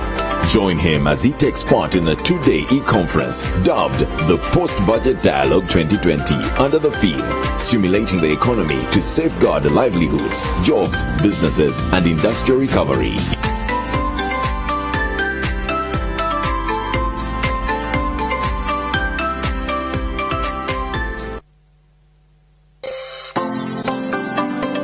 Barbara Murana. Ms. Barbara Murana has served as the Executive Director of Nice House of Plastics since 1991.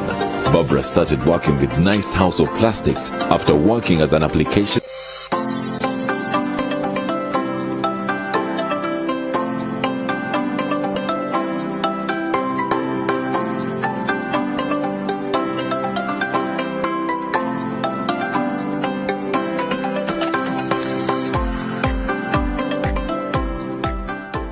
Thank you so much for sticking around with us on all the platforms on which this post-budget e-conference, the first ever of its kind, well, COVID-19 and the effects that are coming through, that is happening here at UBOS Statistics House, the conference.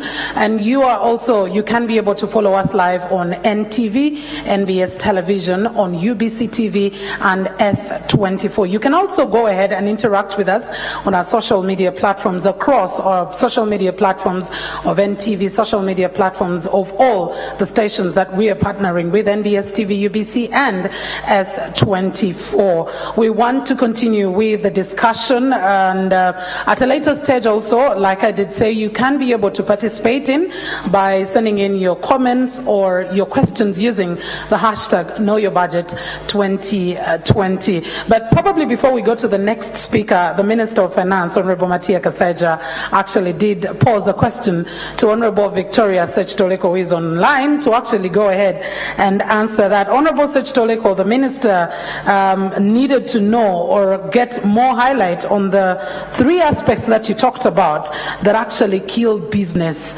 in Uganda. If you could kindly be able to name those. Okay, thank you, Mildred. The first one starts with registration. Because when a young person starts, you start making maybe special manders, and everybody's like, why don't you go commercial? You go to register. You get there and they tell you how you need the articles and memorandums of association. And you ask, and what are those? Because most of our business people are not like graduates. Or what are those? That is a piece of paper which is like this, so you can go to a lawyer and they will do this for you.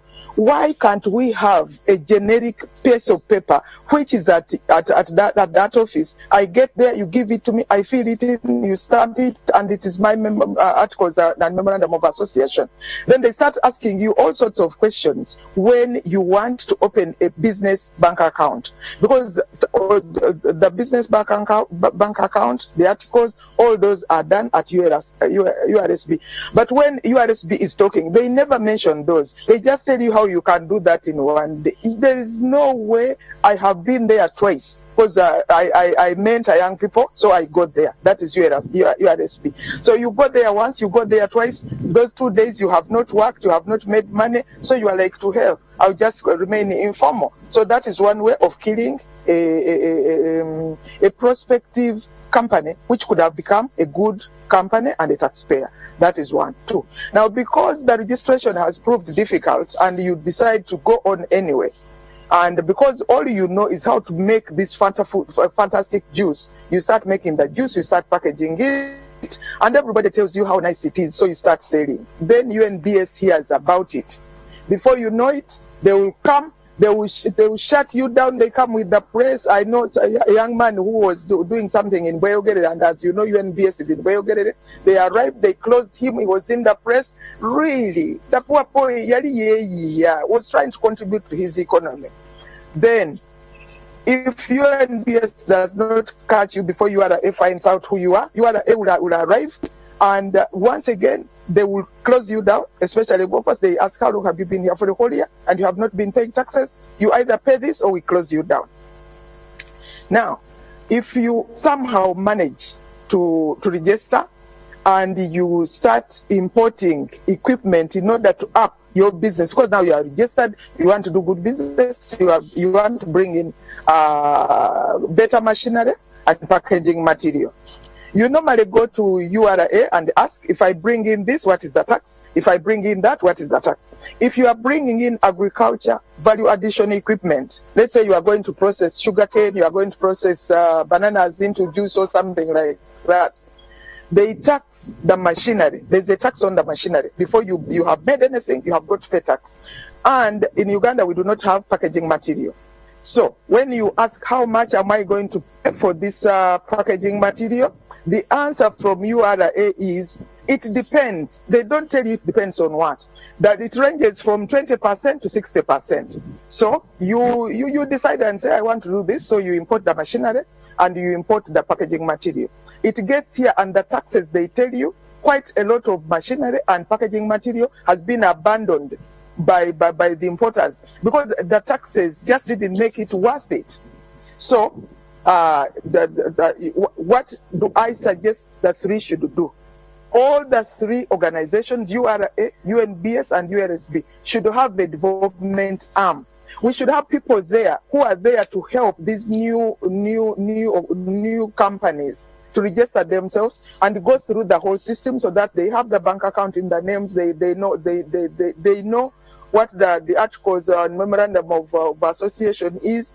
They do you help them do all that instead of telling them, looking at them and think that they are adults and you think they know how to do it. That is one. UNBS. When UNBS had just started, it used to have a development arm. I don't know what happened. What we need to do now is put that arm back so that instead of UNBS becoming like a police, they are the mother. They mentor these people until they hand them over to URA to say, this one is now old enough to pay taxes. So what should URA do? URA should look at the tax regime so that if you are exempting value addition equipment and packaging material, you don't only exempt milk. When I was looking at the budget, if you are importing certain equipment for milk processing, you don't pay tax. But for everything else in agriculture, you pay tax. All I'm saying is let there be no taxes on equipment and packaging material for agriculture processing. Charge taxes on profits. That's what I meant. All right, thank you very much, Dr. Victoria Sech-Toleko, for that response. I do know that the minister did get that very, very well. At a point in time, we'll definitely be engaging the audience as well, the audience that's also watching online, but we still have a few more speakers. But joining us on the panel right in front, we do have the Executive Director of the Civil Society Budget Advocacy Group joining us, Mr. Julius Mukunda. Thank you so much. I know big people are never late, they're just held up. Well, he had quite a number of engagements, but it's a pleasure that you have joined us. And we do also have Mr. Kenneth Mugambe, who is the Director of Budget, Ministry of Finance, Planning and Economic Development. Thank you so much for sparing time to be with us. And probably before we get to our next speaker, Julius, you had a question, wondering whether it's directed to one of these panelists here. If you could, just raise that. Just kindly get your mic. Yes. I'll just start by saying that these are extraordinary times that require extraordinary measures. And in terms of extraordinary times, I think we witnessed that the country was shut down. We've never seen that. But in terms of the extraordinary measures to get out of this, are we doing enough?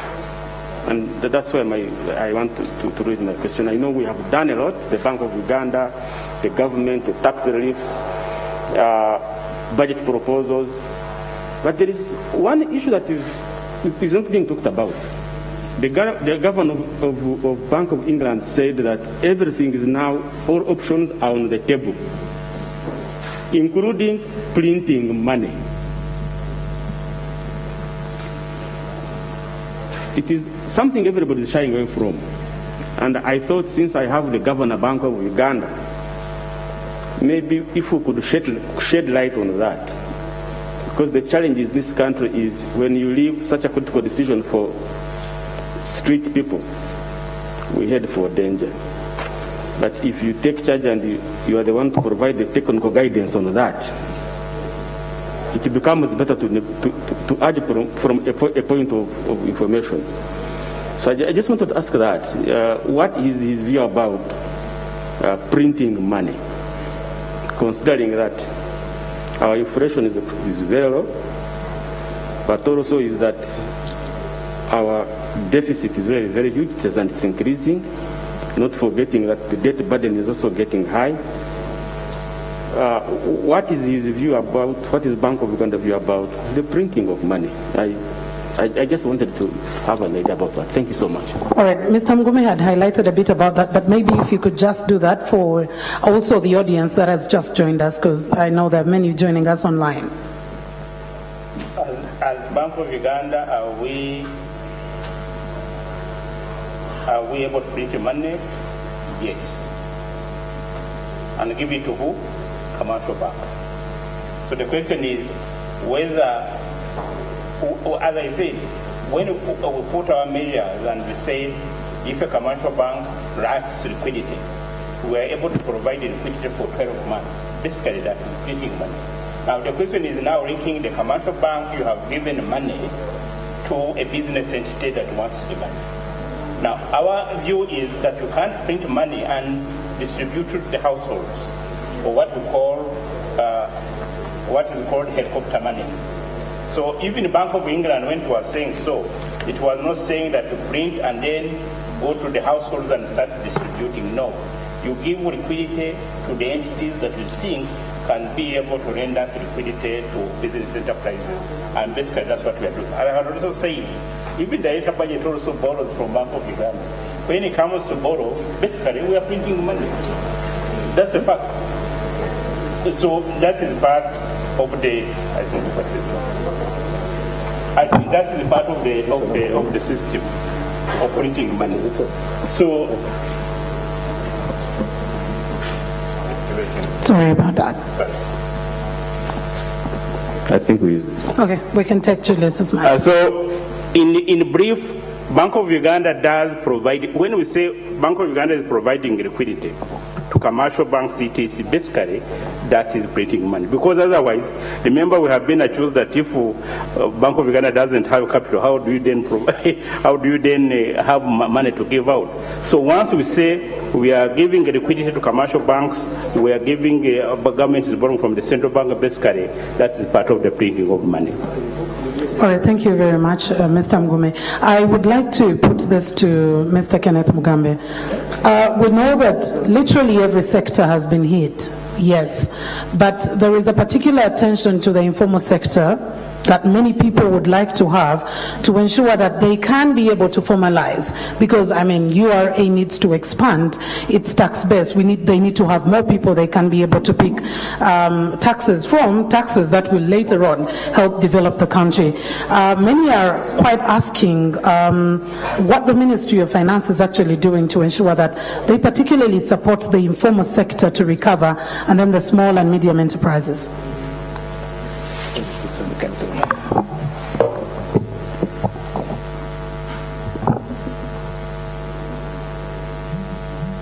Let's it again. It's on. Let's it again. Let's it again.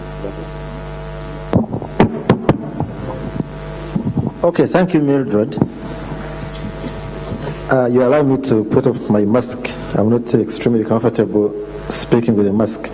I wanted, first of all, before I go to your question, actually, to also comment on some of the issues which I have had in the few minutes when I came in, particularly the issue which was raised by Mr. Mkunda, and then, of course, Madam Sechtoreko.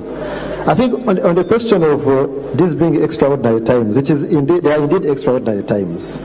And of course, being extraordinary times, I think every single person and entity must act in an extraordinary manner. I believe that both the government and also the individuals, we are all picking lessons actually from these times. I have met a number of individuals who will actually definitely tell you that they need to rethink the way they manage, either their lives or their businesses in terms of saving, enhancing their saving culture, because, they need to, save a rainy day. Definitely on the part of the government, we also need to be much more prudent in managing whether it is the monetary policy which Bank of Uganda does, without necessarily being reckless actually, and then of course eventually fueling like inflation, which will undermine the very effort you are trying to make. Now on our part as budget, we also need to be very prudent in the fiscal management as Ministry of Finance, both in terms of the revenue to ensure that when the Commissioner General, Minister of Finance, of course, has imposed taxes, and the Commissioner General, those taxes are not undermining the very effort of the SMEs you are talking about. We need to be prudent in the expenditure, both in terms of the way we allocate the resources, but also in terms of the way these resources are being, spent. So those are some lessons we have actually definitely learned, which we believe eventually will, impact on the wider Ugandan population, whether it is the individual households, whether it is actually people who are engaged in the SMEs. Because as you realize, many of these actions that government undertakes actually, at the end of the day, actually have either a negative or positive impact, on the population. Now, I think I also came in when Sechtoreko was talking about agriculture. We deliberately listening to the budget speech. I hope everybody got the message There needs to be tried as much as possible to reorient the thinking, towards supporting the entire agricultural value chain. In the last couple of days, we have been talking about increasing agricultural production and productivity. But what we realize actually is that in order to generate the food benefits of our agricultural sector, we need to look at the entire, value chain, right from production, to agro-processing and manufacturing. So there are two interventions that we are undertaking as government. One, of course, trying to ensure that we put more money in agriculture, so agricultural funding for those interventions which are for the public sector. But we're also tackling another aspect of agriculture, which is actually the agricultural financing. Now that's why the budget of this year has actually emphasized putting more and more resources in Uganda Development Bank, but not just UDB actually, but also supporting institutions like UDC, because we believe that government can use UDC as its investment arm to intervene in areas probably where the private sector is not immediately willing to go in, where maybe there's a market failure or the private sector doesn't see the immediate incentive to invest in. So UDC should be able to, as an investment arm of government, to go there and actually, bridge that gap. But we're also putting resources in microfinance. And these are the resources actually which are targeting, the SMEs. So we really believe that through these interventions, we'll be able to, address not just the entire agricultural value chain, but also in a way actually impact on the SMEs that you talked about.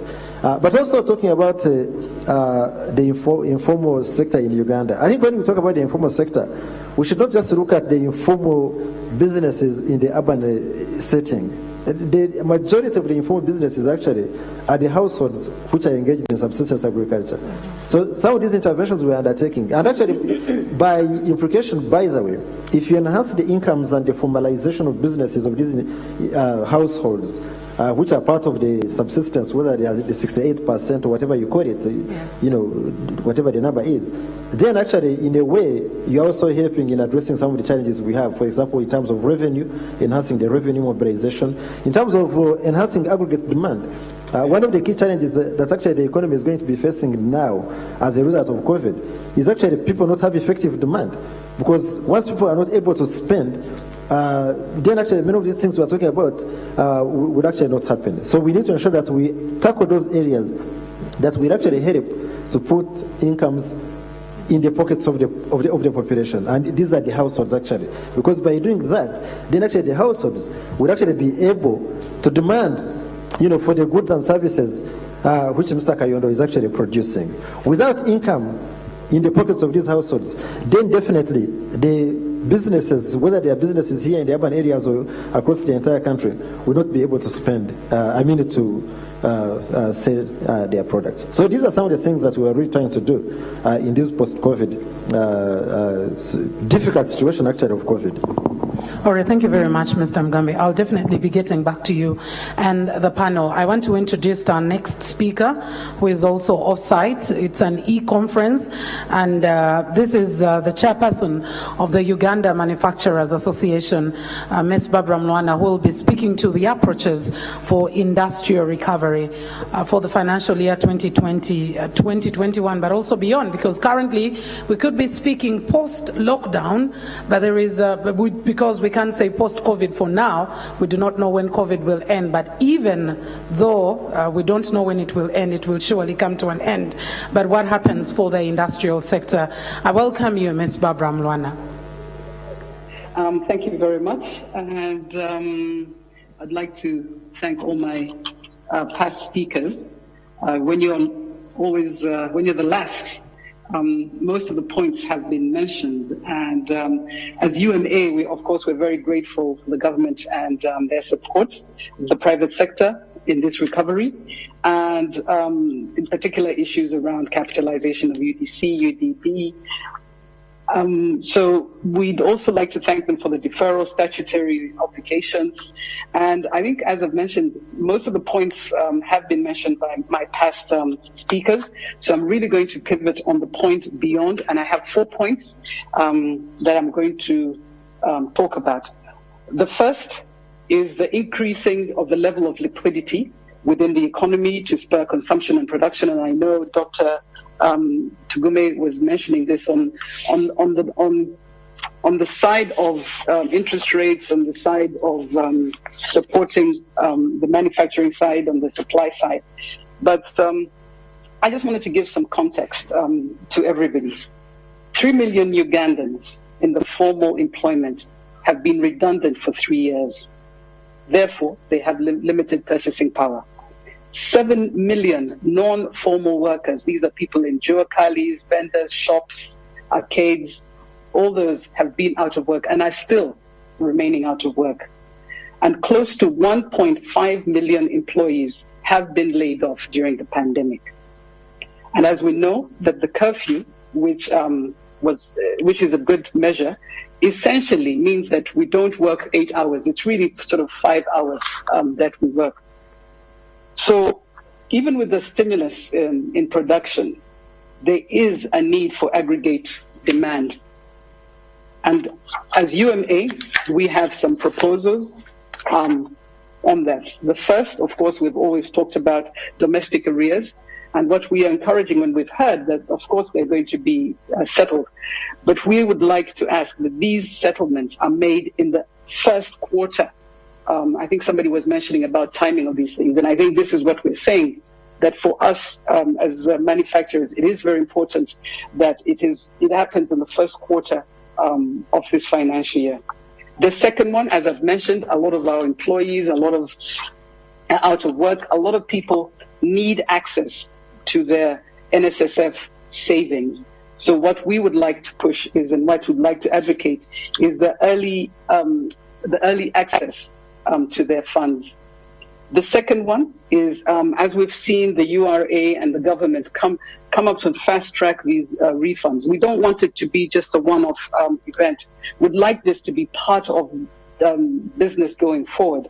So that's what we talk about beyond. We'd like them to really embrace this and make this an operational point. The other point that we wanted to mention at the UMA is the mainstreaming of local content in public procurement and facilitation of exports. I know I heard somebody mention about exports, that exports should be a function of our missions, which is a great point. But I'll just give you once again context. Public procurement in Uganda accounts for at least 60% of the national debt. For 2020-2021, it is at least 22 trillion for these procurements. In 2029, however, there was less than 2 trillion that was spent on local economy. And it is therefore important that as part of the budget, we as manufacturers or we as Ugandans should participate in that procurement of government expenditure. And these are our recommendations as UMA. PPDA must use procurement as a tool for economic recovery so that reforms like tweaking bidding documents to ensure local participation and broadening of scope of reservation guidelines are realized in the first quarter of 2021 financial year. Local suppliers should be issued with letters of credit so that they can supply and be paid on time, like the case is for imports. Now, on the point of Uganda's location, we're land linked. We can be a very good hub for the East and Central Africa. We do have DRC, we have South Sudan, but all these countries, as we all know, are volatile. So in order for that to be facilitated and to help lessen the risk, we have, as UMA, of course, been talking about the IRA to facilitate an export guarantee insurance scheme. We've been talking about that. We've talked about issues on border warehousing for us to jump into these markets that are close to us. Once again, I'll give you context. DRC, as I've mentioned as before, buys about $578 million worth of products imported from Belgium, Germany, and all these countries. Some of these products that could actually be supported and available from Uganda. South Sudan, $413 million. Once again, these are products that could be sourced and from Uganda. So the other thing that we do say as UMA is that we'd like to ask government that they should push for reforms at the East African community that facilitate true regional trade based on common market principles.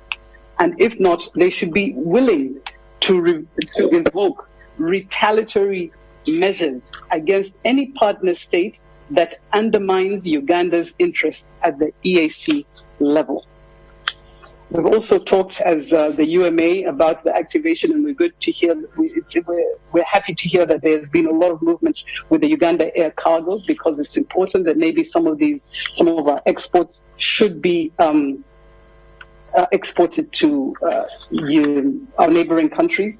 So that is also a good point. The third point that we'd like to talk about is the reducing of cost to doing business. Once again, I'll give you some context. Debt servicing, and I heard this before, debt servicing and the cost of public administration constitute at least 13% of the budget of 2021. This development is denying, as it has been mentioned, denying productive sector of the economy resources. Yet resources should be pinned by additional resources employed in the production of wealth, which, as a manufacturer, I'm going to push. All of us in the sector and the private sector have been have had some adjustments in the way that we do business. We have either looked at our cash flow and maybe have had, as I've mentioned, have had to furlough some people. And I think this is a time in which the government should also look, which is a great opportunity and a great time to look at implementing some long-awaited rationalization of some agencies. And I think, as we know, some agencies have, there's a lot of duplication in a lot of these agencies. And I think this is one of those measures where if we cut the cost, based on what I've mentioned, that there's a lot of public administration debt and money that is spent. These are some of the areas that we believe could also help on that. We've also noted that a lot of our loans are very expensive. I think that was mentioned. And interest payments this financial year is about 1 trillion, which is 8.9% of our budget. Now, I think, as all of us, as has been mentioned, as private sector, we've gone and talked to our bankers, we've asked them for increasing our tenure, we've asked for interest of decrease of our interest rates. We believe as UMA that this is also an opportunity that Ugandan government should also seek to push those initiatives, issues around talking to our bilateral lenders to increase to defer payments maybe for about 36 months, engaging in maybe in decreasing our interest rates. I think it shouldn't be just private sector that are doing that. It should also be our government that should do that. And then the last point that I wanted to talk about as UMA is taxation and tax administration reforms. Of course, would like to welcome, may I officially welcome our new Director General to his new post. But I'm sorry, I'm going to offer you a challenge. URA has done a great job, and we'd like to thank you. But I think, as has been mentioned, this is a time and opportunity when we need to look at a lot of these laws, the VAT laws, the income tax laws. I mean, one of the things that we're thinking about as the UMA is that if one of my members is reinvesting the proceeds in a business, then why don't we look at a sliding scale for our income tax or corporation tax? So I think we're happy as UMA to really engage the URA and the government, and I know we have an appointment to come and meet with you. But I think this is a time that we need to look at our some of these tax laws that we have and amend them to go forward. With those points, those 4 points, this is what I wanted as UNA to discuss and to mention on this at this time. Thank you very much. All right, thank you very much, Ms. Barbara Mlwana, for those points, and definitely many of your questions will be answered. I want to direct a particular one to Mr. Mugambe here on the aspect of domestic arrears, which the industrialist, which the other people have continuously talked about. What is the plan? The feeling is that the money allocated for payment of domestic arrears is not sufficient enough if we are talking about stimulating demand. Like you were saying, let the people have the money in the pockets. But also, are you incorporating and thinking about PPDA as a tool of economic recovery, as Barbara did state in her statement?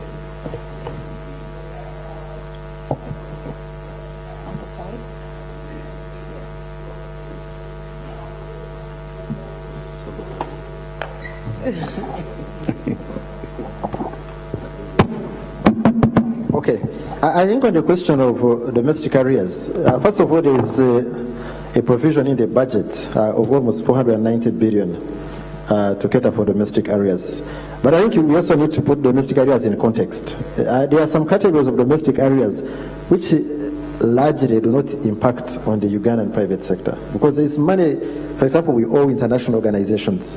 Okay, so when people look at this big figure of several trillions, they actually look at the totality. But we need to, kind of disaggregate. So what we are doing is to give priority to the domestic areas, especially which impact on the small businesses. Okay, a supplier, somebody on Nkrumah Road who has supplied maybe a few materials or a service to the government.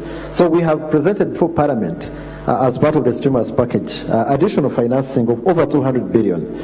So in total, we actually have close to 700 billion in the budget of next financial year to cater for domestic areas. So as I said, we're going to give priority to those domestic areas which directly impact on the Ugandan private sector.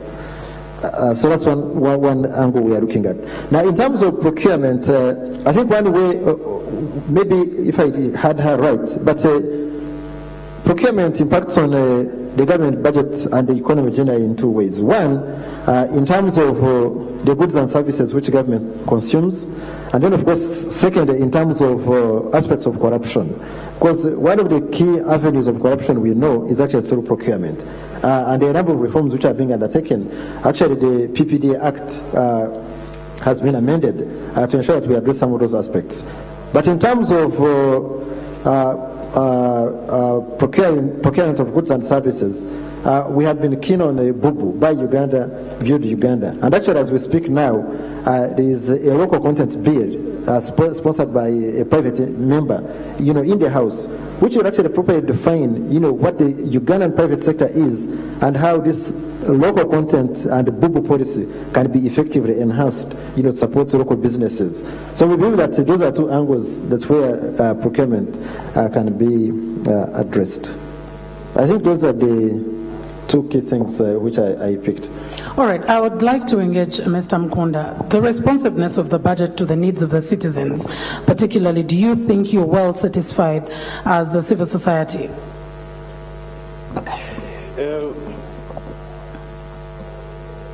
Okay. To a great extent, I think the budget tried to address some of the issues that the youth, the poor women, the elderly have been,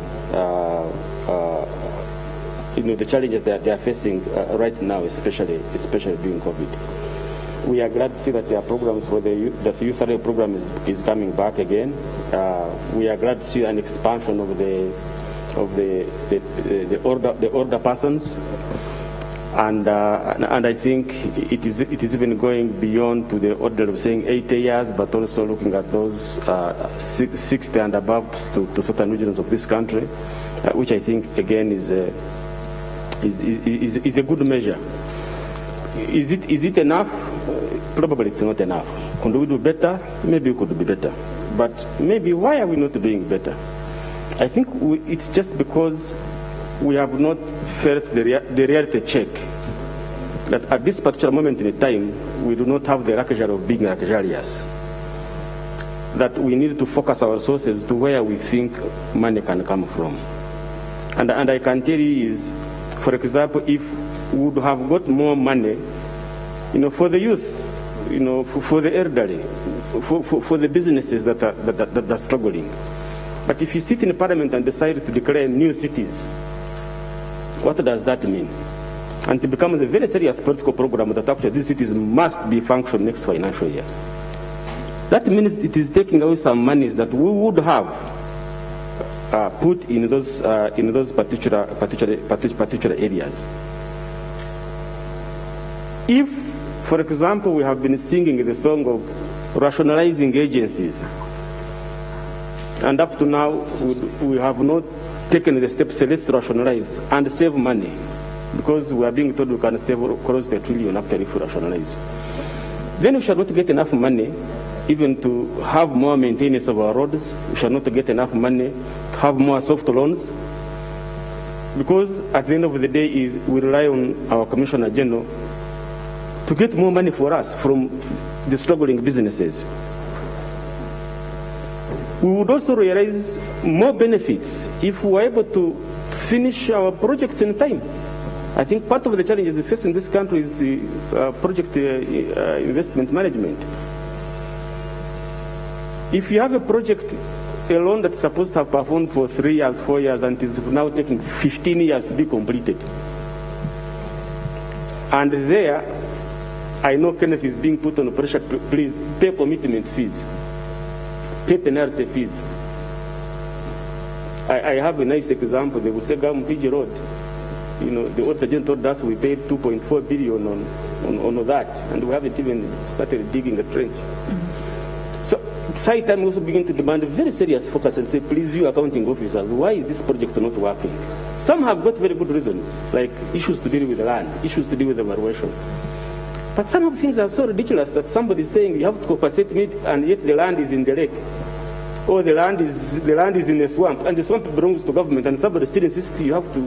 So we need to tackle those ones. I think COVID-19 has given us opportunities that we need to reflect and begin to look at some of those particular areas. Two other things for me is we could also get more money and do better. And I'm glad that now we have a new team at URA. My colleague talked about reviewing the non-tax rate, the colonial tax rate. You go to ask for a service of 5,000, they tell you go back to the bank and you pay 2,500 for bank charges. And you wonder why even in the first place you're paying 5,000 for that particular charge. We need also to look at appropriation in aid, because the law is very clear. All monies must be collected by URA and taken to consolidated fund. Then it is appropriated by Parliament. Certain agencies are still collecting money and still spending it at the source, and we actually don't know what they are spending them on. That one is a cash cow for us. We need to go and pick that money, it gets to the consolidated fund. We could get money and do better. We could make money to do better if we strengthen the coordination.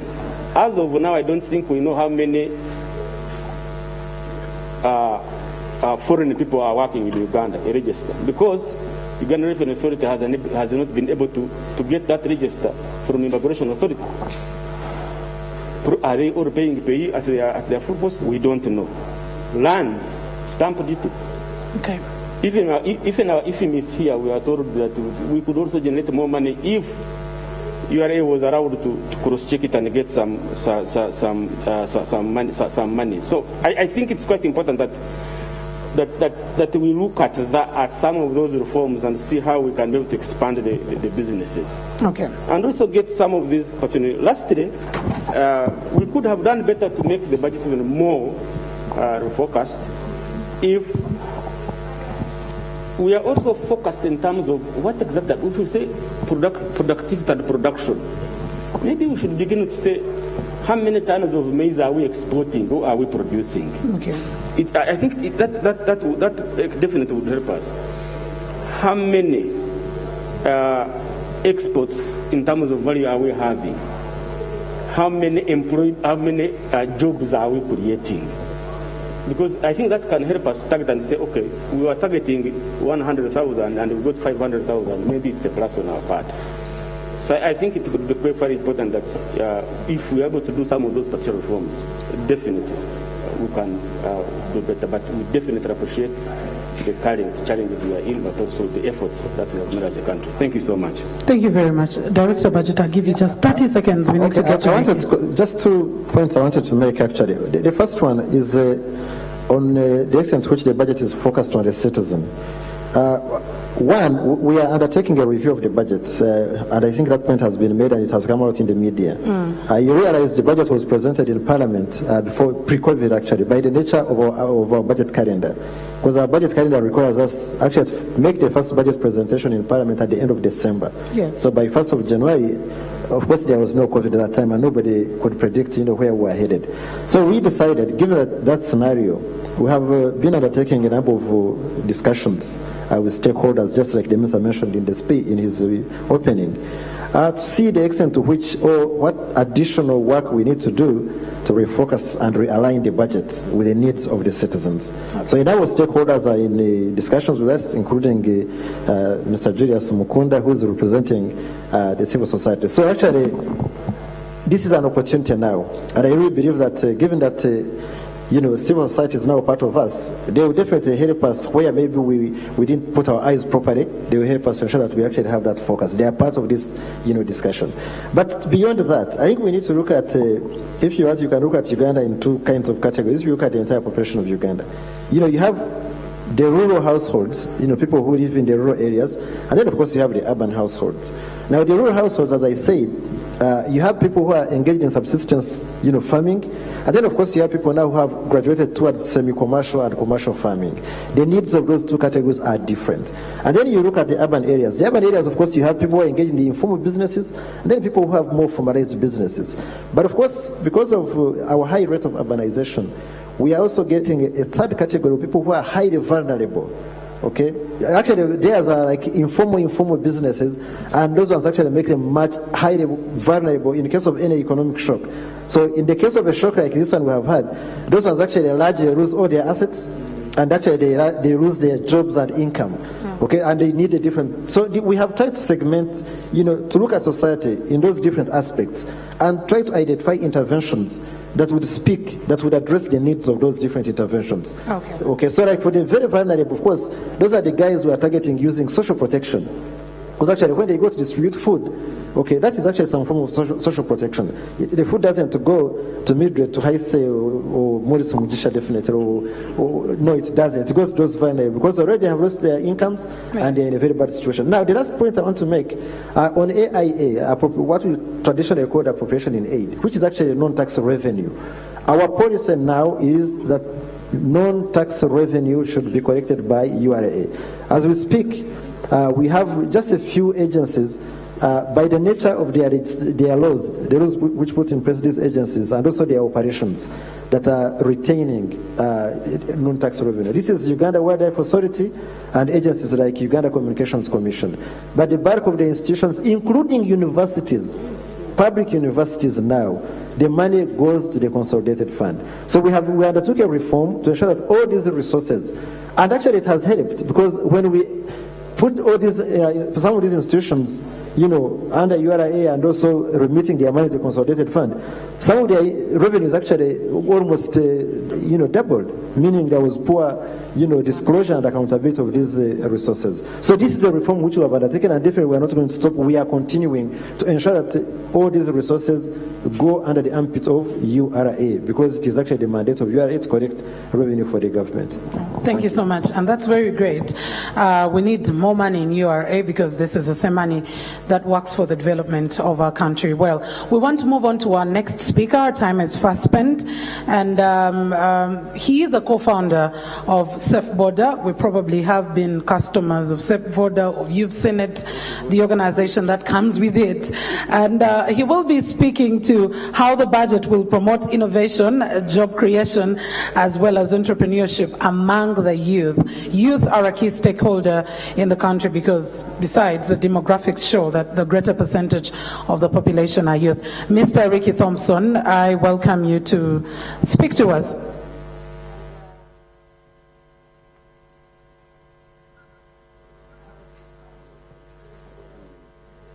Ricky? I hope you can hear me. Yes, we can. Go ahead. Good afternoon, everyone, and thank you so much for hosting me on this discussion. It's a very special discussion. It means so much to me and many other young people. Of course, I've taken a lot of time to think about what I should say, especially when it comes to the budget e-conference that is happening today. I started by actually thinking that, first of all, who is a young person? And how can this budget help young people and also promote creativity, promote entrepreneurship, and promote education? I appreciate involve young people for the future, because budget across the country, especially like this, cost of internet, other people are the unfortunate won't be all for us technology, because be answered, responding them directed to the Mugambe, to the state